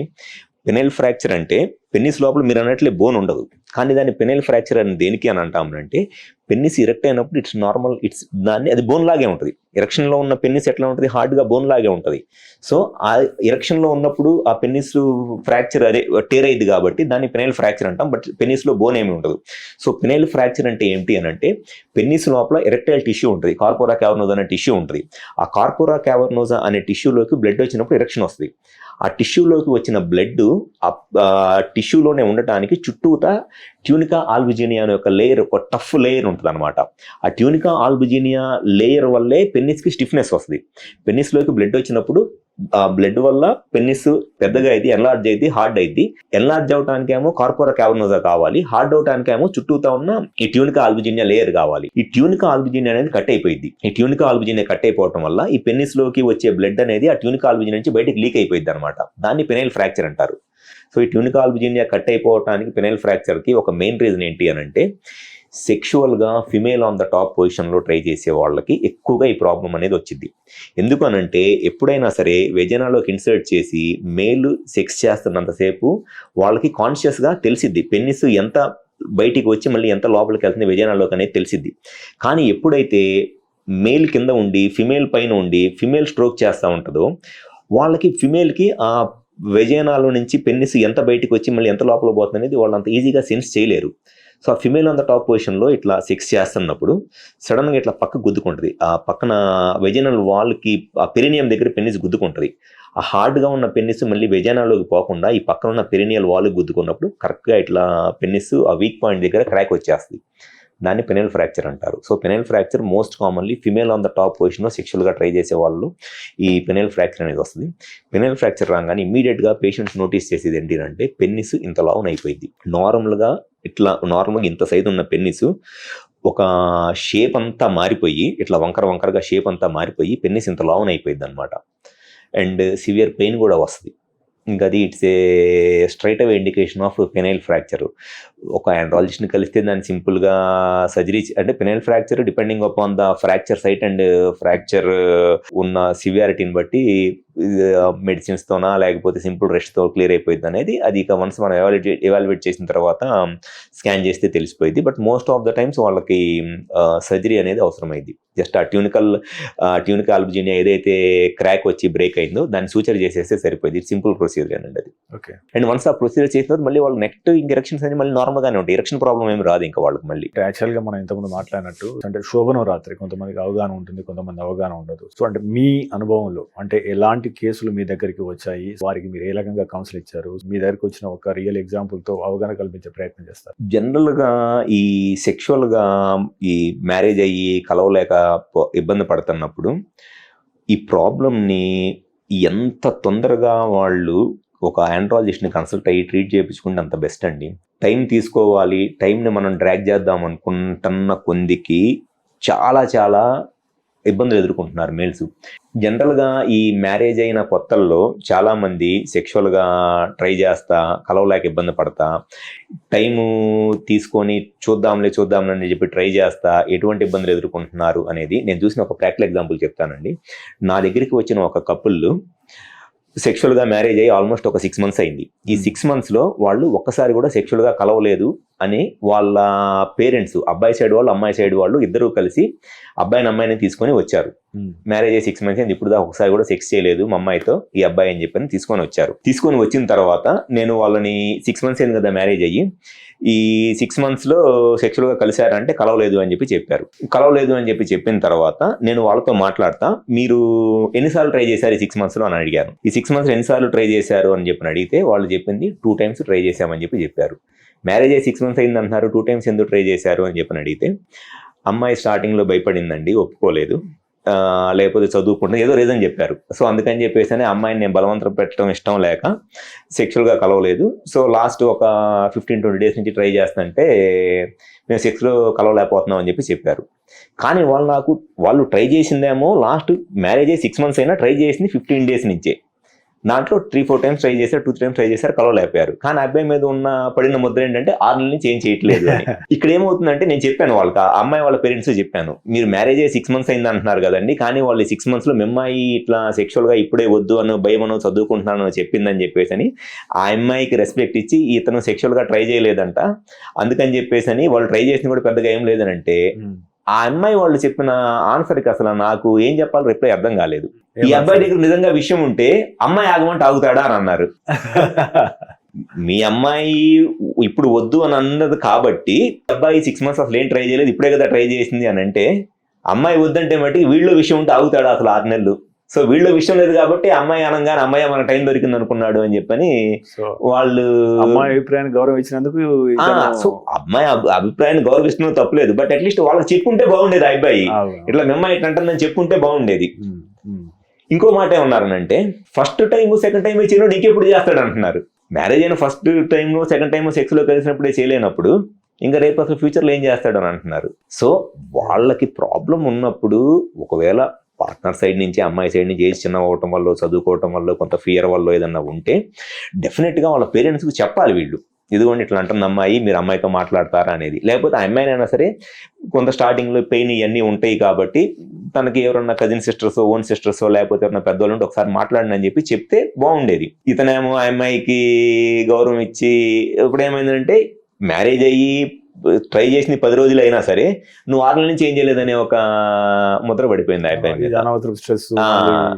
అది సో సెక్స్ అనే దాని దగ్గరికి వచ్చేటప్పటికి males active partner, female passive partner. ఎందుకంటే సెక్షువల్గా మూడ్ అనేది బ్రెయిన్కి సంబంధించి అది ఇద్దరికి వస్తుంది. కానీ మూడ్ వచ్చినప్పుడు సెక్షువల్గా పర్ఫామ్ చేయడానికి ఎరెక్షన్ రావాల్సింది మేల్కి రావాలి, ఫీమేల్కి ఎరెక్షన్ ఏం అవసరం లేదు. జస్ట్ వాళ్ళకి సెక్షువల్గా మూడ్ వచ్చి వాళ్ళకి ఎంజాయ్ చేసే ఒక మూడ్ ఉంటే వాళ్ళకి ఇంకేమీ అవసరం లేదు. కానీ మేల్స్కి మూడ్ రావాలి, మూడ్ వచ్చిన తర్వాత ఎరెక్షన్ రావాలి, ఎరెక్షన్ వచ్చిన తర్వాత ఎరెక్షన్ సెక్స్ చేసినంతసేపు ఎరెక్షన్ సస్టైన్ అవ్వాలి and minimum 4 to 5 minutes sex చేయాలి. అండ్ ఆ సెక్స్ చేసిన తర్వాత తను సాటిస్ఫై అవుతుందో లేదో అని చెప్పేసి అని మళ్ళీ ఆలోచించాలి. సో యాక్చువల్గా సెక్స్లో male active partner, female passive partner. So sexual problems అనేది మేల్ సైడ్ నుంచి ఉన్నప్పుడు ఎంత తొందరగా దాన్ని చూపించుకుంటే వాళ్ళు అంత ఈజీగా ప్రాబ్లమ్స్ క్లియర్ చేసుకోవచ్చు. అంతేగాని టైం తీసుకుంటా ఉన్నారనుకోండి, టైం తీసుకున్న కొద్దికి ఇంకా ఇంకా ఎక్కువ ప్రాబ్లం అనేది వాళ్ళు ఫేస్ చేయాల్సి వచ్చింది. మీ దృష్టికి వచ్చి మీరు పరిష్కరించినా కానీ మీకు విచిత్రంగా అనిపించినా కానీ మీ వైద్య కేసులు సో సాధారణంగా ఇట్లా ఎక్కువగా ఇవేనండి. ఈ సెక్షువల్గా వాళ్ళకి అవగాహన లేకపోవటము, లేకపోతే అసలు సరిగ్గా ట్రై చేయరు. అంటే ఏదో ఒక రీజన్తో వాళ్ళకి ఇప్పుడు కొంతమంది ఉంటారు ఏం చెప్తారు, ఈ సెక్షువల్గా మ్యారేజ్ అయింది కలవట్లేదు అని చెప్పి చెప్తారు. వాళ్ళకి ఎవాల్యుయేట్ చేస్తే ఎరెక్షన్స్ అన్ని నార్మల్గానే ఉంటాయి, పెన్నిస్కి సంబంధించిన బ్లడ్ ఫ్లో నార్మల్గానే ఉంటుంది, హార్మోన్స్ నార్మల్గానే ఉంటాయి, ఎరెక్షన్స్ అన్ని నార్మల్గానే ఉంటాయి. కానీ ఆ అమ్మాయితో సెక్స్ చేయడు. ఎందుకంటే ఆ అమ్మాయికి ఇష్టం లేకుండా పెళ్లి చేసుకుంటున్నాడు ఏదో ఒక రీజన్తో. అది ఇంట్లో వాళ్ళ బలవంతం మీదే కానివ్వండి, డబ్బుల కోసం కానివ్వండి, ఇష్టం లేకుండా ఆమె అయితే పెళ్లి చేసుకుంటున్నాడు. ఆమె నచ్చట్లేదు వాడికి, ఏం చేస్తాడు? నచ్చకుండా సెక్స్ చేయలేడు. చాలా మట్టుకు ఆ ప్రాబ్లమ్స్ ఉంటాయి. మ్యారేజ్ అయిన కొత్తల్లో వచ్చే వాళ్ళలో చాలా మందిలో ఎరెక్షన్స్ అన్ని నార్మల్గానే ఉంటాయి, కానీ వాళ్ళకి ఆ అమ్మాయి అంటే నచ్చదు. వాడికి సెక్షువల్గా అపీలింగ్గా లేదు అతనికి ఆ అమ్మాయి. ఏదో డబ్బుల కోసం, కట్నం కోసం ఇంట్లో వాళ్ళ బలవంతం మీద పెళ్లి చేసుకుంటాడు. ఇంకేం చేస్తాడు సెక్స్? ఎందుకంటే అక్కడ సెక్స్ అనే దానికి ఆ ఇంట్రెస్ట్ ఉండటము, ఆ ఇష్టం ఉండటము, పార్ట్నర్ అట్రాక్టివ్గా కనపడటం అది కూడా చాలా ఇంపార్టెంట్ కదా. ఇది ఒకటి ఉంటుంది. కొంతమంది ఉంటారు హోమోసెక్షువల్స్, వాళ్ళకి అది అనేది, ఆ హోమోసెక్షువల్ అనేది it's not like A sexual problem, it's a psychological problem. Sexual problem అంటే నువ్వు సెక్స్ చేయాలనుకున్నప్పుడు ఎరెక్షన్ రాకపోతే అది సెక్షువల్ ప్రాబ్లము. కానీ సెక్స్ చేయాలనుకున్నప్పుడు ఎరెక్షన్ వస్తున్నా నీ సెక్షువల్ ప్రిఫరెన్సెస్ ఆపోజిట్ జెండర్ మీద కాకుండా సేమ్ జెండర్ మీద, సేమ్ వాళ్ళ మీద ఉన్నాయి అనుకోండి, ఇట్స్ ఏ సైకలాజికల్ ప్రాబ్లమ్. ఇప్పుడు కొంతమంది ఉంటారు ఈ హోమోసెక్షువల్స్, వాళ్ళకి ఏమైంది, ఎరెక్షన్స్ అన్ని నార్మల్గానే ఉంటాయి. ఏ టెస్ట్లోనూ వాళ్ళు ఇంపార్టెంట్ అనేది మనం ప్రూవ్ చేయలేము. ఎందుకనంటే ఎరెక్షన్ టెస్ట్ చేసినప్పుడు జస్ట్ వాళ్ళు కళ్ళు మూసుకొని మేల్ని ఇమాజిన్ చేసుకున్నారు అనుకోండి, ఎరెక్షన్ నార్మల్గా వచ్చింది టెస్ట్లో, ఇంకేం ప్రూవ్ చేస్తాం వాళ్ళు సెక్షువల్గా పనికిరారని చెప్పేసి అని. వాళ్ళు చాలా మంది ఉంటారు ఏది ఇట్లా వాళ్ళు కొంత ఈ సెక్షువల్గా వాళ్ళు ఈ హోమోసెక్షువల్గా దానికి అలవాటు పడిపోయి ఇంట్లో వాళ్ళ బలవంతం మీద పెళ్లి చేసుకొని అటు ఆ అమ్మాయితో సెక్షువల్గా కలవలేకుండా ఇటు ఈ మగవాళ్ళతో సెక్షువల్గా రిలేషన్లో ఉండి దాన్ని ఓవర్కమ్ చేయలేక ఇబ్బందులు పడతా ఉండేవాళ్ళు. వాళ్ళు చాలా మంది పేషెంట్స్ వస్తారు. వాళ్ళు కొంతమంది పేషెంట్స్ వచ్చి ఏం చెప్తారు చెప్పనా, నేను ఇట్లా హోమోసెక్షువల్ అబ్బాయితో సెక్స్ చేస్తానండి, నాకు అమ్మాయిల మీద ఇంట్రెస్ట్ లేదు, సో ఇంట్లో బలవంతంగా పెళ్లి చేశారు, నేను ఆ అమ్మాయితో సెక్స్ చేయలేకపోతున్నాను, నాకు పెనైల్ ఇంప్లాంట్ సర్జరీ చేయండి అంటారు.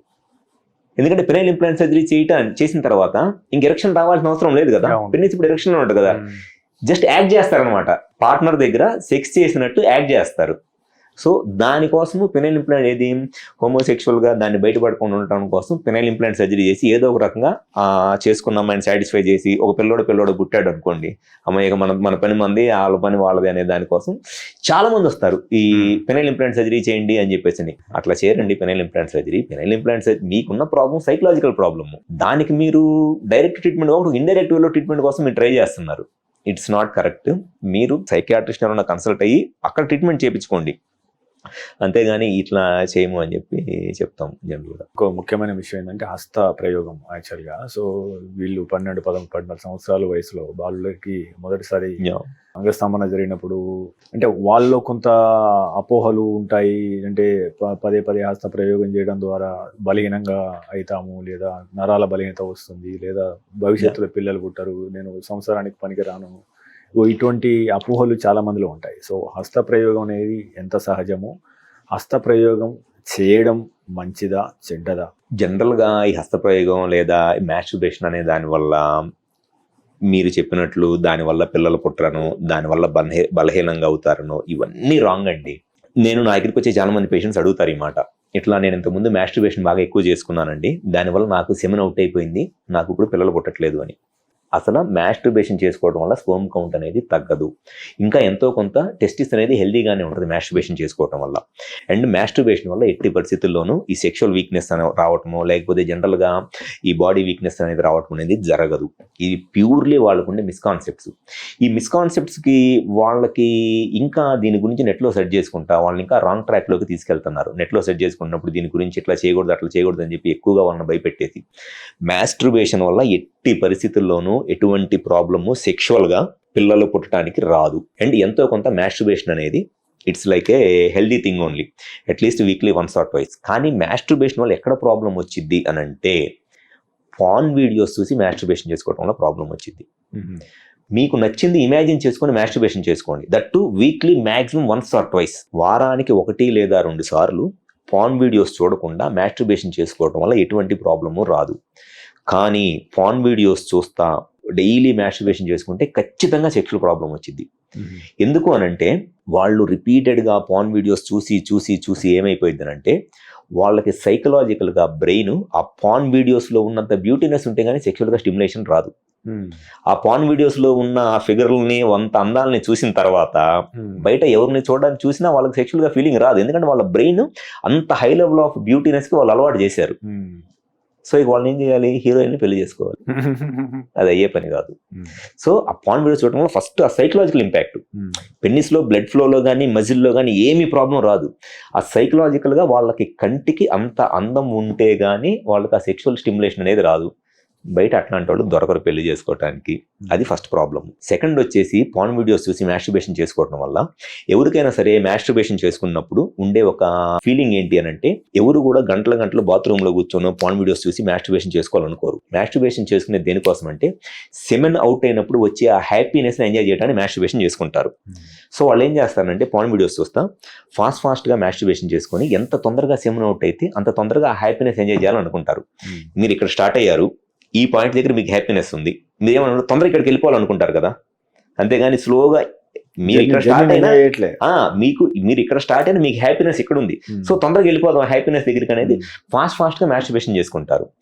ఆ ఫాస్ట్ గా మాస్టర్బేషన్ చేసుకోవడం వల్ల సెమెన్ ఫాస్ట్ గా ఎజాక్యులేట్ అయిపోయింది. పెన్నిస్ లో ఎజాక్యులేటరీ నర్వ్స్ ఉంటాయి. ఆ ఎజాక్యులేటరీ నర్వ్స్ కి నర్వ్ మెమరీ ఉంటుంది. ఆ నర్వ్ మెమరీలో ఏముంటుందంటే సెక్షువల్ గా యాక్టివ్ అయ్యాడు, తొందరగా ఎజాక్యులేట్ అయితే తొందరగా హ్యాపీనెస్ ఫీల్ అవుతాడు అనేది ఆ నర్వ్స్, ఆ సెక్షువల్ ఫ్రీక్వెన్సీ, సెక్షువల్ టైం అనేది తగ్గిపోయింది. ఆ సెక్షువల్ టైం ఎవరు తగ్గిస్తున్నారు? వీళ్ళే రిపీటెడ్ గా మాస్టర్బేషన్ చేసుకొని ఆ నర్వ్స్ ని ఫాస్ట్ గా ఎజాక్యులేట్ అయిపోయేలాగా ట్రైన్ చేస్తున్నారు. సో ఈ రెండు ప్రాబ్లమ్స్ మెయిన్ గా వస్తాయి.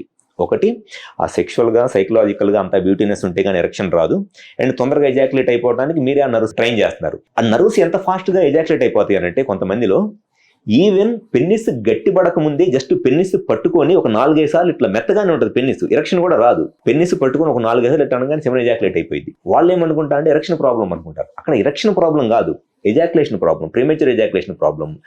ఎరెక్షన్ వచ్చే అంత టైం కూడా ఇవ్వట్లా నువ్వు పెన్నిస్ కి. ఎస్, అంత ఫాస్ట్ గా నువ్వు ట్రైన్ చేసేవు దాన్ని. అంటే వాళ్ళు ఏమంటా అంటే నాకు సెక్షువల్ గా ఎరెక్షన్ రావట్లేదు అంటారు. అక్కడ ప్రాబ్లం ఎరెక్షన్ లో కాదు, ఎరెక్షన్ నువ్వు టైం ఇస్తే వచ్చింది కానీ నువ్వు ఇవ్వట్లా టైం దానికి ఆ ఎరెక్షన్ వచ్చేదాకా. సో ఈ పాన్ వీడియోస్ చూసి మాస్టర్బేషన్ చేసుకోవడం మెయిన్ గా ఈ 2 ఇష్యూస్ వస్తాయి. ఒకటి ప్రీమెచ్యూర్ ఎజాక్యులేషన్, సెకండ్ వచ్చేసి ఈ సైకలాజికల్ గా ఈ బ్రెయిన్ అనేది అంత హై లెవెల్ ఆఫ్ బ్యూటీనెస్ అలవాటు అయిపోయి ఎరెక్షన్స్, సెక్షువల్ గా డిజైర్ రాకపోవడం. ఆండ్రాలజిస్ట్ అనగానే ఎక్కువ క్వశ్చన్స్ వచ్చేది వయాగ్రా గురించి వస్తాయి. యాక్చువల్గా వయాగ్రా అనేది ఎవరు వాడాలి, ఎప్పుడు వాడాలి, ఎన్ని గ్రాములు వాడాలి, సో ప్రోస్ అండ్ కాన్స్ గురించి చెప్పండి. ఒకటండి, వైగ్రా అనేది కాదులే కానీ అది ఆ నేమ్ అనేది బాగా ప్రాచుర్యంలోకి వచ్చింది, వైగ్రా అని చెప్పేసి అని. యాక్చువల్గా దాంట్లో ఉండే టాబ్లెట్ సిల్నాఫిల్ సిట్రేట్ అంటారు. జనరల్ గా ఎరెక్షన్ ప్రాబ్లమ్ కి ఒక మెయిన్ గా 4 డ్రగ్స్ ఉన్నాయండి. దాంట్లో కూడా మెయిన్ గా 2 డ్రగ్స్, ఒకటి సిల్నాఫిల్, ఒకటి టెడ్లాఫిల్. సిల్నాఫిల్ అనేది ఏమో వైగ్రా కామన్ గా బయట దొరికేది, అండ్ టెడ్లాఫిల్ లో కామన్ గా బయట దొరికేది ఏంటంటే మెగాలిస్ లేదా సియాలిస్ అంటారు. జనరల్ గా ఈ 2 డ్రగ్స్ 90% ఆఫ్ ద టైమ్స్ వాడేది. ఇంకా ఇప్పుడు లేటెస్ట్ గా వచ్చిన డ్రగ్స్ ఏంటంటే ఎవనాఫిల్, వడినాఫిల్, యుడినాఫిల్ అనేవి వచ్చాయి. అవి వెరీ లెస్ కామన్ గా యూజ్ చేసేది. But most commonly sildenafil and tadalafil అంటే వైగ్రా అండ్ మెగాలిస్ లేదా సియాలిస్ వాడేది.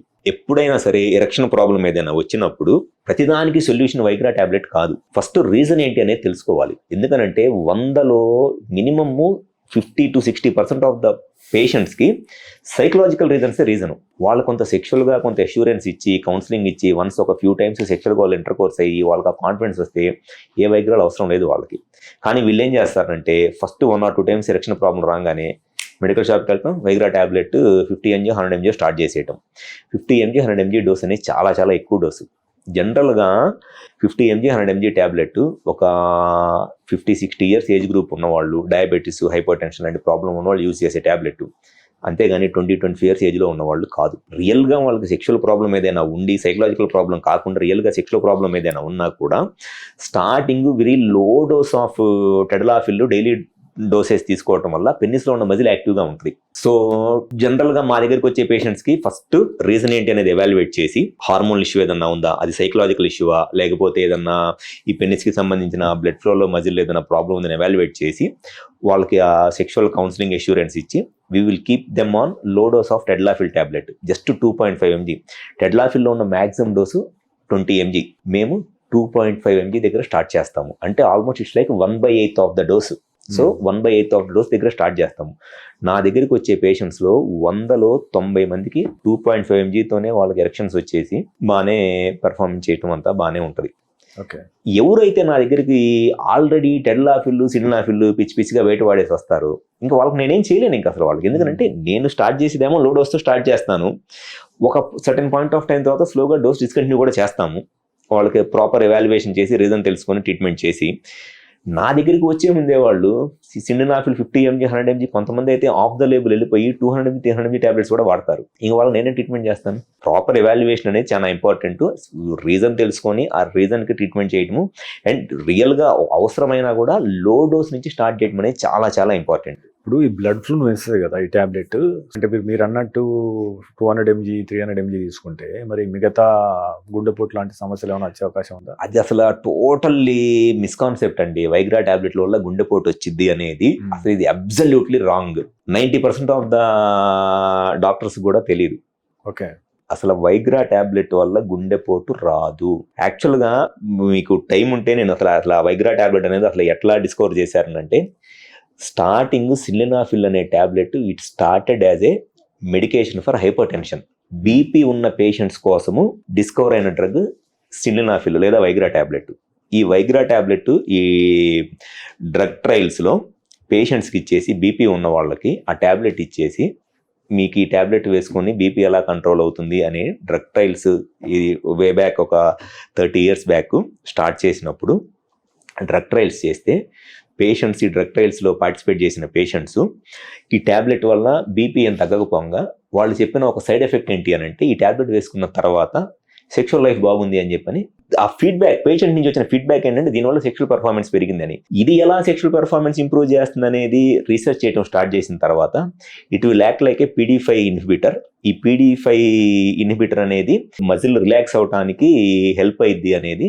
అట్లా దీన్ని స్లోగా బీపీ టాబ్లెట్ లాగా స్టార్ట్ అయిన drug now it became like A house hold name for erectile dysfunction. So దానివల్ల ఎట్టి పరిస్థితుల్లోనూ గుండె జబ్బులు, గుండె ప్రాబ్లమ్స్, హార్ట్ అటాక్ లాంటివి రావు. ఓన్లీ ఒకటే ఒక ప్రాబ్లం ఏమొచ్చిందనంటే, ఎవరైతే ఆల్రెడీ హార్ట్ ప్రాబ్లంతో ఉండి ఆ హార్ట్ ప్రాబ్లంతో ఉన్న వాళ్ళు కొంతమందిలో నైట్రేట్స్, ఐసోసోర్బైడ్ మోనోనైట్రేట్, ఐసోసోర్బైడ్ డైనైట్రేట్ లేదా నైట్రోగ్లిజరిన్ అట్లాంటి టాబ్లెట్స్, మెడిసిన్స్ వాడుతూ ఉంటారు. నైట్రేట్స్ ప్లస్ సిలినాఫిల్ రెండు కలిపి తీసుకోకూడదు. అంతేగాని సిలినాఫిల్ ఎవరైనా తీసుకోవచ్చు. అంటే ఎవరైనా అని కాదు, అంటే డిపెండింగ్ ఆన్ ద సిచ్యువేషన్. దానివల్ల గుండె జబ్బులు అయితే రావు. అంటే నేను ఎవరైనా ఇన్ ద సెన్స్ మళ్ళీ అది రాంగ్ గా కన్వే అయ్యింది. ఎవరైనా అంటే హార్ట్ ప్రాబ్లం ఉన్న వాళ్ళైనా తీసుకోవచ్చు సిలినాఫిల్. కానీ హార్ట్ ప్రాబ్లం ఉండి నైట్రేట్ టాబ్లెట్ వాడుతున్న వాళ్ళు సిలినాఫిల్ తీసుకోకూడదు. కానీ అది ఎట్లా అయిపోయిందంటే, ఆ టాబ్లెట్ తీసుకుంటే గుండె జబ్బులు వచ్చేస్తాయి. గుండె జబ్బులు ఏం రావండి. యాక్చువల్గా అసలు అది స్టార్ట్ అయింది బీపీ టాబ్లెట్ లాగా స్టార్ట్ అయింది. కాకపోతే దానికి ఉండే సైడ్ ఎఫెక్ట్స్ ఏముంటాయంటే, బాగా హెడేక్ వచ్చింది కొంతమందిలో, బ్లడ్ విజన్, కళ్ళు మసకలుగా ఉండటము, హెడేక్, బాడీ పెయిన్స్ అవి వస్తాయి. అది కూడా అందరిలోనూ రావు, 100లో ఒక 10 మంది పేషెంట్స్లో వస్తాయి. అది డోస్ని బట్టి ఉంటుంది అది. సో హార్ట్ ప్రాబ్లమ్స్ అయితే మట్టికి రావు. అయితే నైట్రేట్స్ తీసుకునే వాళ్ళు తీసుకోకూడదు సిలినాఫిల్, టెల్డాఫిల్ టాబ్లెట్స్. ఈ మధ్య డాక్టర్ గారు, అంటే ఇప్పుడు మధ్య స్ప్రేస్ వస్తున్నాయి సాధారణంగా, వాడడం ద్వారా సెక్స్ టైం పొడిగించడం లాంటివి చేస్తున్నారు. సో ఈ క్లైమాక్స్ అని ఇంకా రకరకాల స్ప్రేస్ మార్కెట్లో అందుబాటులో ఉన్నాయి కదా. సో వాటి గురించి వివరించండి. ఎవరు వాడాలి, ఎలా వాడాలి, వీటి ప్రోస్ అండ్ కాన్స్. అంటే ఈ సెక్షువల్ గా ఈ ప్రేమేచ్యూర్ ఎజాక్యులేషన్ ప్రాబ్లమ్స్ ఉండే వాళ్ళు ఆ స్ప్రేస్ ఏం లేదండి, ఇట్స్ లైక్ ఏ నంబింగ్ అనమాట. అంటే ఆ గ్లాన్స్, ఈ పెనిస్ పైన ఉన్న హెడ్ గ్లాన్స్ ఉంటుంది కదా, ఆ గ్లాన్స్ సెన్సిటివిటీ ఉంటుంది కొంతమందికి. ఈ గ్లాన్స్, ఈ హెడ్ సెన్సిటివ్ అయిపోవడం వల్ల దానివల్ల ప్రేమేచ్యూర్ ఎజాక్యులేషన్ ప్రాబ్లం వస్తుంది. ఈ గ్లాన్స్ అనేది మొద్దుబారటానికి నంబింగ్ అనమాట. జనరల్గా దానికి స్ప్రేస్ అంత కాస్ట్ పెట్టి స్ప్రేస్ కొనుక్కోవాల్సినంత అవసరం లేదండి. జస్ట్ ఒక 50 రూపాయల్లో లాక్స్ 2% అనే ఆయింట్మెంట్ ఉంటుంది. Just 50 rupees lakhs 2%. లిగ్నోకెన్ అనే ఒక జెల్లీ ఉంటుంది, లాక్స్ 2% అని. లేకపోతే లిగ్నోకెన్ లేదా ప్రిలోకెన్ అనే టాప్ ల్యాప్ అనే ఆయింట్మెంట్ ఉంటుంది. జస్ట్ 50 రూపాయలు, 60 రూపాయలు. 1000 రూపాయలు స్ప్రేకి ఎంత టైం డిలే అయ్యిద్దో ఈ 50 రూపాయల క్రీమ్ కూడా అంతే టైం డిలే అయ్యిద్ది. జస్ట్ ఏదో ఆ స్ప్రే అనేది కొట్టుకొని ఫ్యాంటసీగా ఫీల్ అవుతారు తప్పితే, ఆ స్ప్రేలో ఉండేది కూడా లిగ్నోకెన్ స్ప్రే, అది ఈ ఆయింట్మెంట్లో ఉండేది కూడా లిగ్నోకెన్ ప్రొలోకెన్ ఆయింట్మెంట్ అది టాప్ ల్యాప్ అని. అది ఏంటంటే నంబింగ్, మొద్దుబారిద్ది. ఆ హెడ్ అనేది మొద్దుబారి స్టిమ్యులేషన్ అనేది తగ్గిస్తుంది, ఆ సెన్సేషన్ అనేది తగ్గించి దానివల్ల టైం ఇంప్రూవ్ అయ్యింది. అది మళ్ళీ అందరిలోనూ యూజ్ అవ్వదు. ఓన్లీ ప్రీమెచ్యూర్ ఎజాక్యులేషన్ ప్రాబ్లము ఈ హెడ్ సెన్సిటివిటీ వల్ల ఎవరిలో అయితే ఉంటుందో వాళ్ళలో మాత్రమే యూజ్ అయ్యిద్ది అది. అంతేగాని నర్వ్ ప్రాబ్లం వల్ల ఫాస్ట్గా ఎజాక్యులేట్ అయ్యే వాళ్ళకి అది ఎట్టి పరిస్థితుల్లో యూజ్ అవ్వదు. ఓన్లీ హెడ్ సెన్సిటివిటీ ఉన్న వాళ్ళలో మాత్రమే యూజ్ అయ్యింది. అండ్ అదేమో ఎఫిషియెంట్గా కూడా ఏమీ పనిచేయదు. అనవసరంగా దాన్ని వేరు రూపాయలు పెట్టి స్ప్రేని కొనుక్కోవడమే తప్పితే జస్ట్ 50 రూపీస్లో లాక్స్ 2% అనేది దొరికింది. LOX లాక్స్ 2% జెల్లీ దొరికింది, అది యూజ్ చేయదు. క్రీమ్ ఎప్పుడు వాడాలి అనేది యాక్చువల్గా, అంటే ఎరెక్ట్ అయిన తర్వాత హెడ్తో పాటు అంత పెట్టాలా, లేకపోతే అది ఎట్లా వాడతారు? ఏం లేదండి, జస్ట్ ఎరెక్ట్ అయిన తర్వాత పెన్నిస్ ఫోర్ స్కిన్ కంప్లీట్గా వెనక్కి పుల్ చేసుకొని జస్ట్ ఒక ఆయింట్మెంట్ కొంచెం తీసుకొని ఈ గ్లాండ్స్కి అప్లై చేసుకొని ఒక 10 minutes వెయిట్ చేసి ఆ 10 minutesలో దాని ఒక యాక్షన్ వచ్చేస్తుంది. అప్పుడు they can have inter course. Just ఆ స్కిన్ వెనక్కి పుల్ చేసుకోవాలి. ఫస్ట్ స్కిన్ వెనక్కి పుల్ చేసుకొని హెడ్కి అప్లై చేసుకోవాలి. ఎరెక్ట్ అయిన తర్వాత ఎరెక్ట్ అయిన తర్వాత కాకముందు చేస్తే ఎరెక్ట్ కాదా? అట్లేం లేదండి, ఎరెక్ట్ కాకముందు చేసే అట్లేం లేదు. బట్ దాని యాక్షన్ కూడా కొంచెంసేపు ఉంటుంది కాబట్టి just 10 minutes before penetrative inter course apply చేసుకొని మళ్ళీ స్కిన్ ముందుకనే వేసుకుంటే వాళ్ళకి ఆ బెటర్ యాక్షన్ ఉంటుంది, బెటర్ టైం కూడా వర్కౌట్ అయింది కాబట్టి. అంతేగాని ఎరెక్ట్ అవ్వకుండా ఊరికే గంట ముందు అప్లై చేసుకుంటే ఇటు 6 కలిసి లోపల దాని యాక్షన్ పోయింది. So just 10 minutes before penetrative inter course erect అయిన తర్వాత అప్లై చేసుకుంటే సరిపోయింది. మనం యాక్చువల్గా సహజ సిద్ధంగా సెక్సువల్ పవర్ పెరగాలంటే, సెక్స్ సామర్థ్యం ఇంకా పెరగాలంటే దైనందిన జీవితంలో ఎలాంటి ఆహారాలు తీసుకోవడం మంచిది, ఎలాంటి ఆహారాలకు దూరంగా ఉంటే మంచిది? నాకు ఫుడ్ పర్టికులర్గా ఒక ఫుడ్ తీసుకుంటే మీ సెక్షువల్ పర్ఫార్మెన్స్ పెరిగిద్ది, ఒక టైప్ ఆఫ్ ఫుడ్ తీసుకుంటే మీ సెక్షువల్ పర్ఫార్మెన్స్ తగ్గిద్ది అనే దాని మీద నాకేం పెద్ద ఒపీనియన్స్ ఏం లేవండి. First you need to be physically fit. First కావాల్సింది ఫిజికల్ యాక్టివిటీ. మీరు ఫిజికల్ యాక్టివిటీ చేయకుండా ఏ ఫుడ్ తీసుకున్నా కూడా మీ పెర్ఫార్మెన్స్ ఏమీ పెరగదు. మీరు రెగ్యులర్గా తీసుకునే ఫుడ్ తీసుకోండి, మీరేం స్పెసిఫిక్గా ఎరక్షన్ కోసం అనే ఒక ఫుడ్, ఎజాక్యులేషన్ ఎక్కువసేపు అవ్వకుండా ఉండటానికి అట్లా ఏమీ ఉండదండి.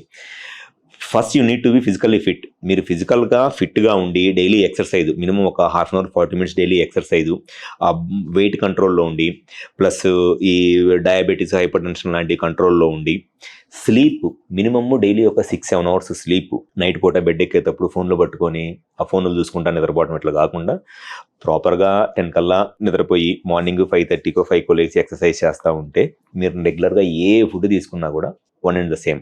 అంతేగాని ఏదో ఈ యూట్యూబ్లోనో లేకపోతే ఈ సోషల్ మీడియాలో చూపించినట్టు ఇది తింటే మీ పవర్ పెరిగిద్ది, ఇది తింటే మీ పెర్ఫార్మెన్స్ పెరిగిద్ది, ఇవన్నీ జస్ట్ ఏంటంటే జస్ట్ వ్యూస్ కోసము. అంతేగాని ఏ ఫుడ్ తీసుకున్నా కూడా ఏమీ పెరగదు.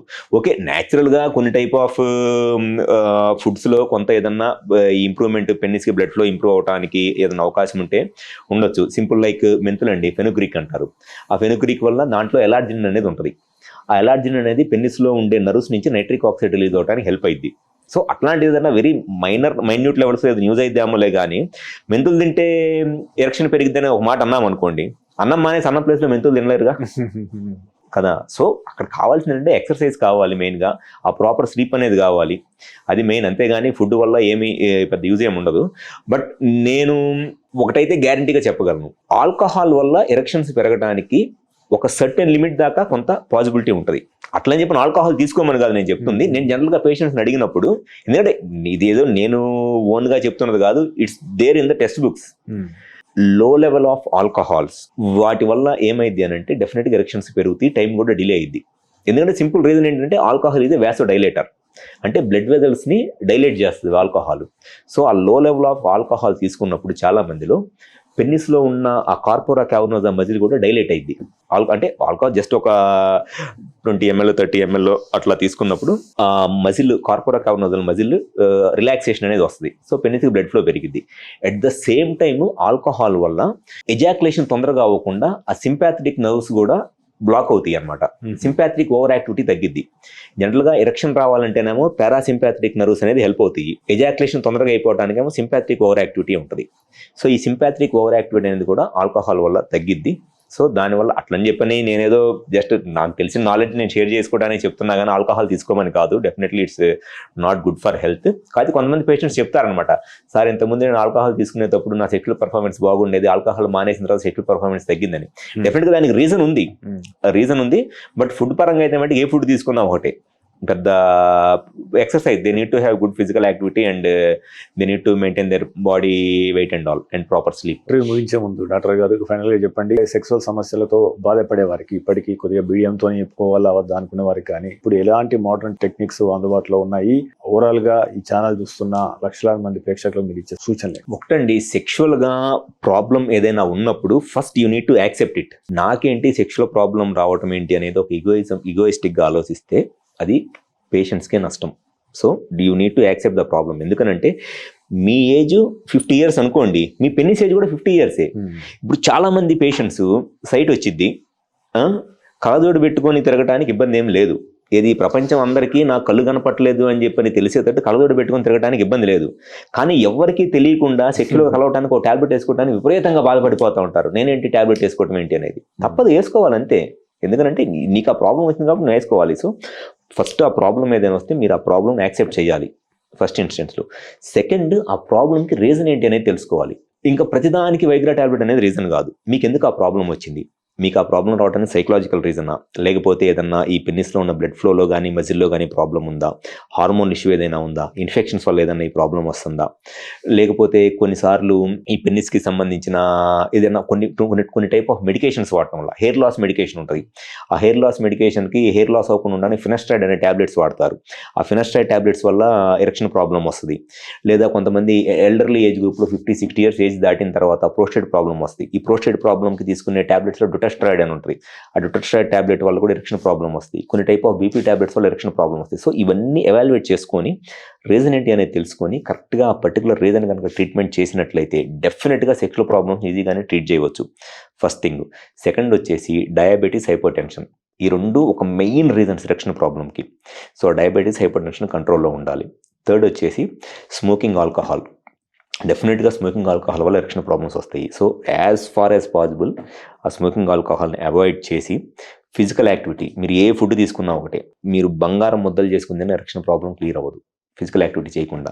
మీరు నార్మల్ ఫుడ్ తీసుకోండి, డైలీ ఎక్సర్సైజ్ మినిమం ఒక 1/2 అవర్ 40 మినిట్స్ ఎక్సర్సైజ్, వెయిట్ కంట్రోల్లో ఉండి, proper sleep minimum 6 to 7 hours sleep కనుక ఉండి, మీరు అవుట్ ఆఫ్ డిజైర్ సెక్షువల్గా ఇంట్రెస్ట్తో, పార్ట్నర్ మీద ఇంట్రెస్ట్తో సెక్స్ చేయండి, డెఫినెట్గా ఎరెక్షన్ అనేది వస్తుంది. సో ఇది మెయిన్. అంతేగాని ఇంకా మిగతా అన్నీ ఫుడ్ తీసుకుంటే ఎరెక్షన్ ప్రాబ్లమ్ క్లియర్ అయిపోయింది, లేకపోతే ఇవన్నీ ప్యూర్లీ మిస్కాన్సెప్ట్స్ అండి. అండ్ వీటితో పాటు ఈ పెన్నిస్ సైజు, ఏదో పెన్నిస్ సైజు బాగా ఉంటే పార్ట్నర్ సాటిస్ఫై అయ్యిద్ది, ఆ పెన్నిస్ సైజ్కి సెక్స్కిలో పార్ట్నర్ సాటిస్ఫాక్షన్ అసలు ఏమీ సంబంధం లేదు. మినిమం 8 సెంటీమీటర్స్ లేదా 2.5 ఇంచెస్ ఎరెక్ట్ పెన్నిస్ సైజు ఉండి చాలు, పార్ట్నర్ అనేది సాటిస్ఫై అవుతారు. అండ్ సెకండ్ వచ్చేసి పార్ట్నర్ సాటిస్ఫాక్షన్ సైజ్ మీద ఉండదు, ఎంతసేపు సెక్స్ చేస్తున్నారు, సెక్స్ చేస్తున్నప్పుడు పెన్నిస్ ఎంత స్ట్రాంగ్గా ఉంది, ఎన్నిసార్లు సెక్స్ చేస్తున్నారు, వీటి మీద డిపెండ్ అయి ఉంటుంది. వీటన్నిటితో పాటు మీకు రియల్గా సెక్షువల్గా కనుక ఏదైనా ప్రాబ్లం ఉంటే పేషెంట్స్కి ఎవరికైనా సరే మీరు ఓన్గా డయాగ్నోసిస్ చేయటం కాకుండా ఒక క్వాలిఫైడ్ ఆండ్రాలజిస్ట్ని కనుక కన్సల్ట్ అయ్యి కరెక్ట్గా ఒక ప్రాపర్ ట్రీట్మెంట్ కనుక తీసుకున్నట్లయితే most of the times 99% of the sexual ఇష్యూస్ని ఏదో ఒక స్టేజ్లో ఈజీగానే ట్రీట్ చేయవచ్చు. సో థ్యాంక్ యూ డాక్టర్ గారు. సో ఈ సెక్స్ సమస్యల మీద అవగాహన పెంచారు. ఇది అంటే నీడ్ ఆఫ్ ది అవర్ యాక్చువల్గా. సో ఇది ఎంతో మంది అవగాహన పెంచుతుందని చెప్పేసి మనం భావిద్దాం. So thank you very much doctor గారు. వ్యూవర్స్, ఇది ఈ వారం డాక్టర్ స్టాక్. చూస్తూనే ఉండండి మెడ్ ప్లస్ 1 TV.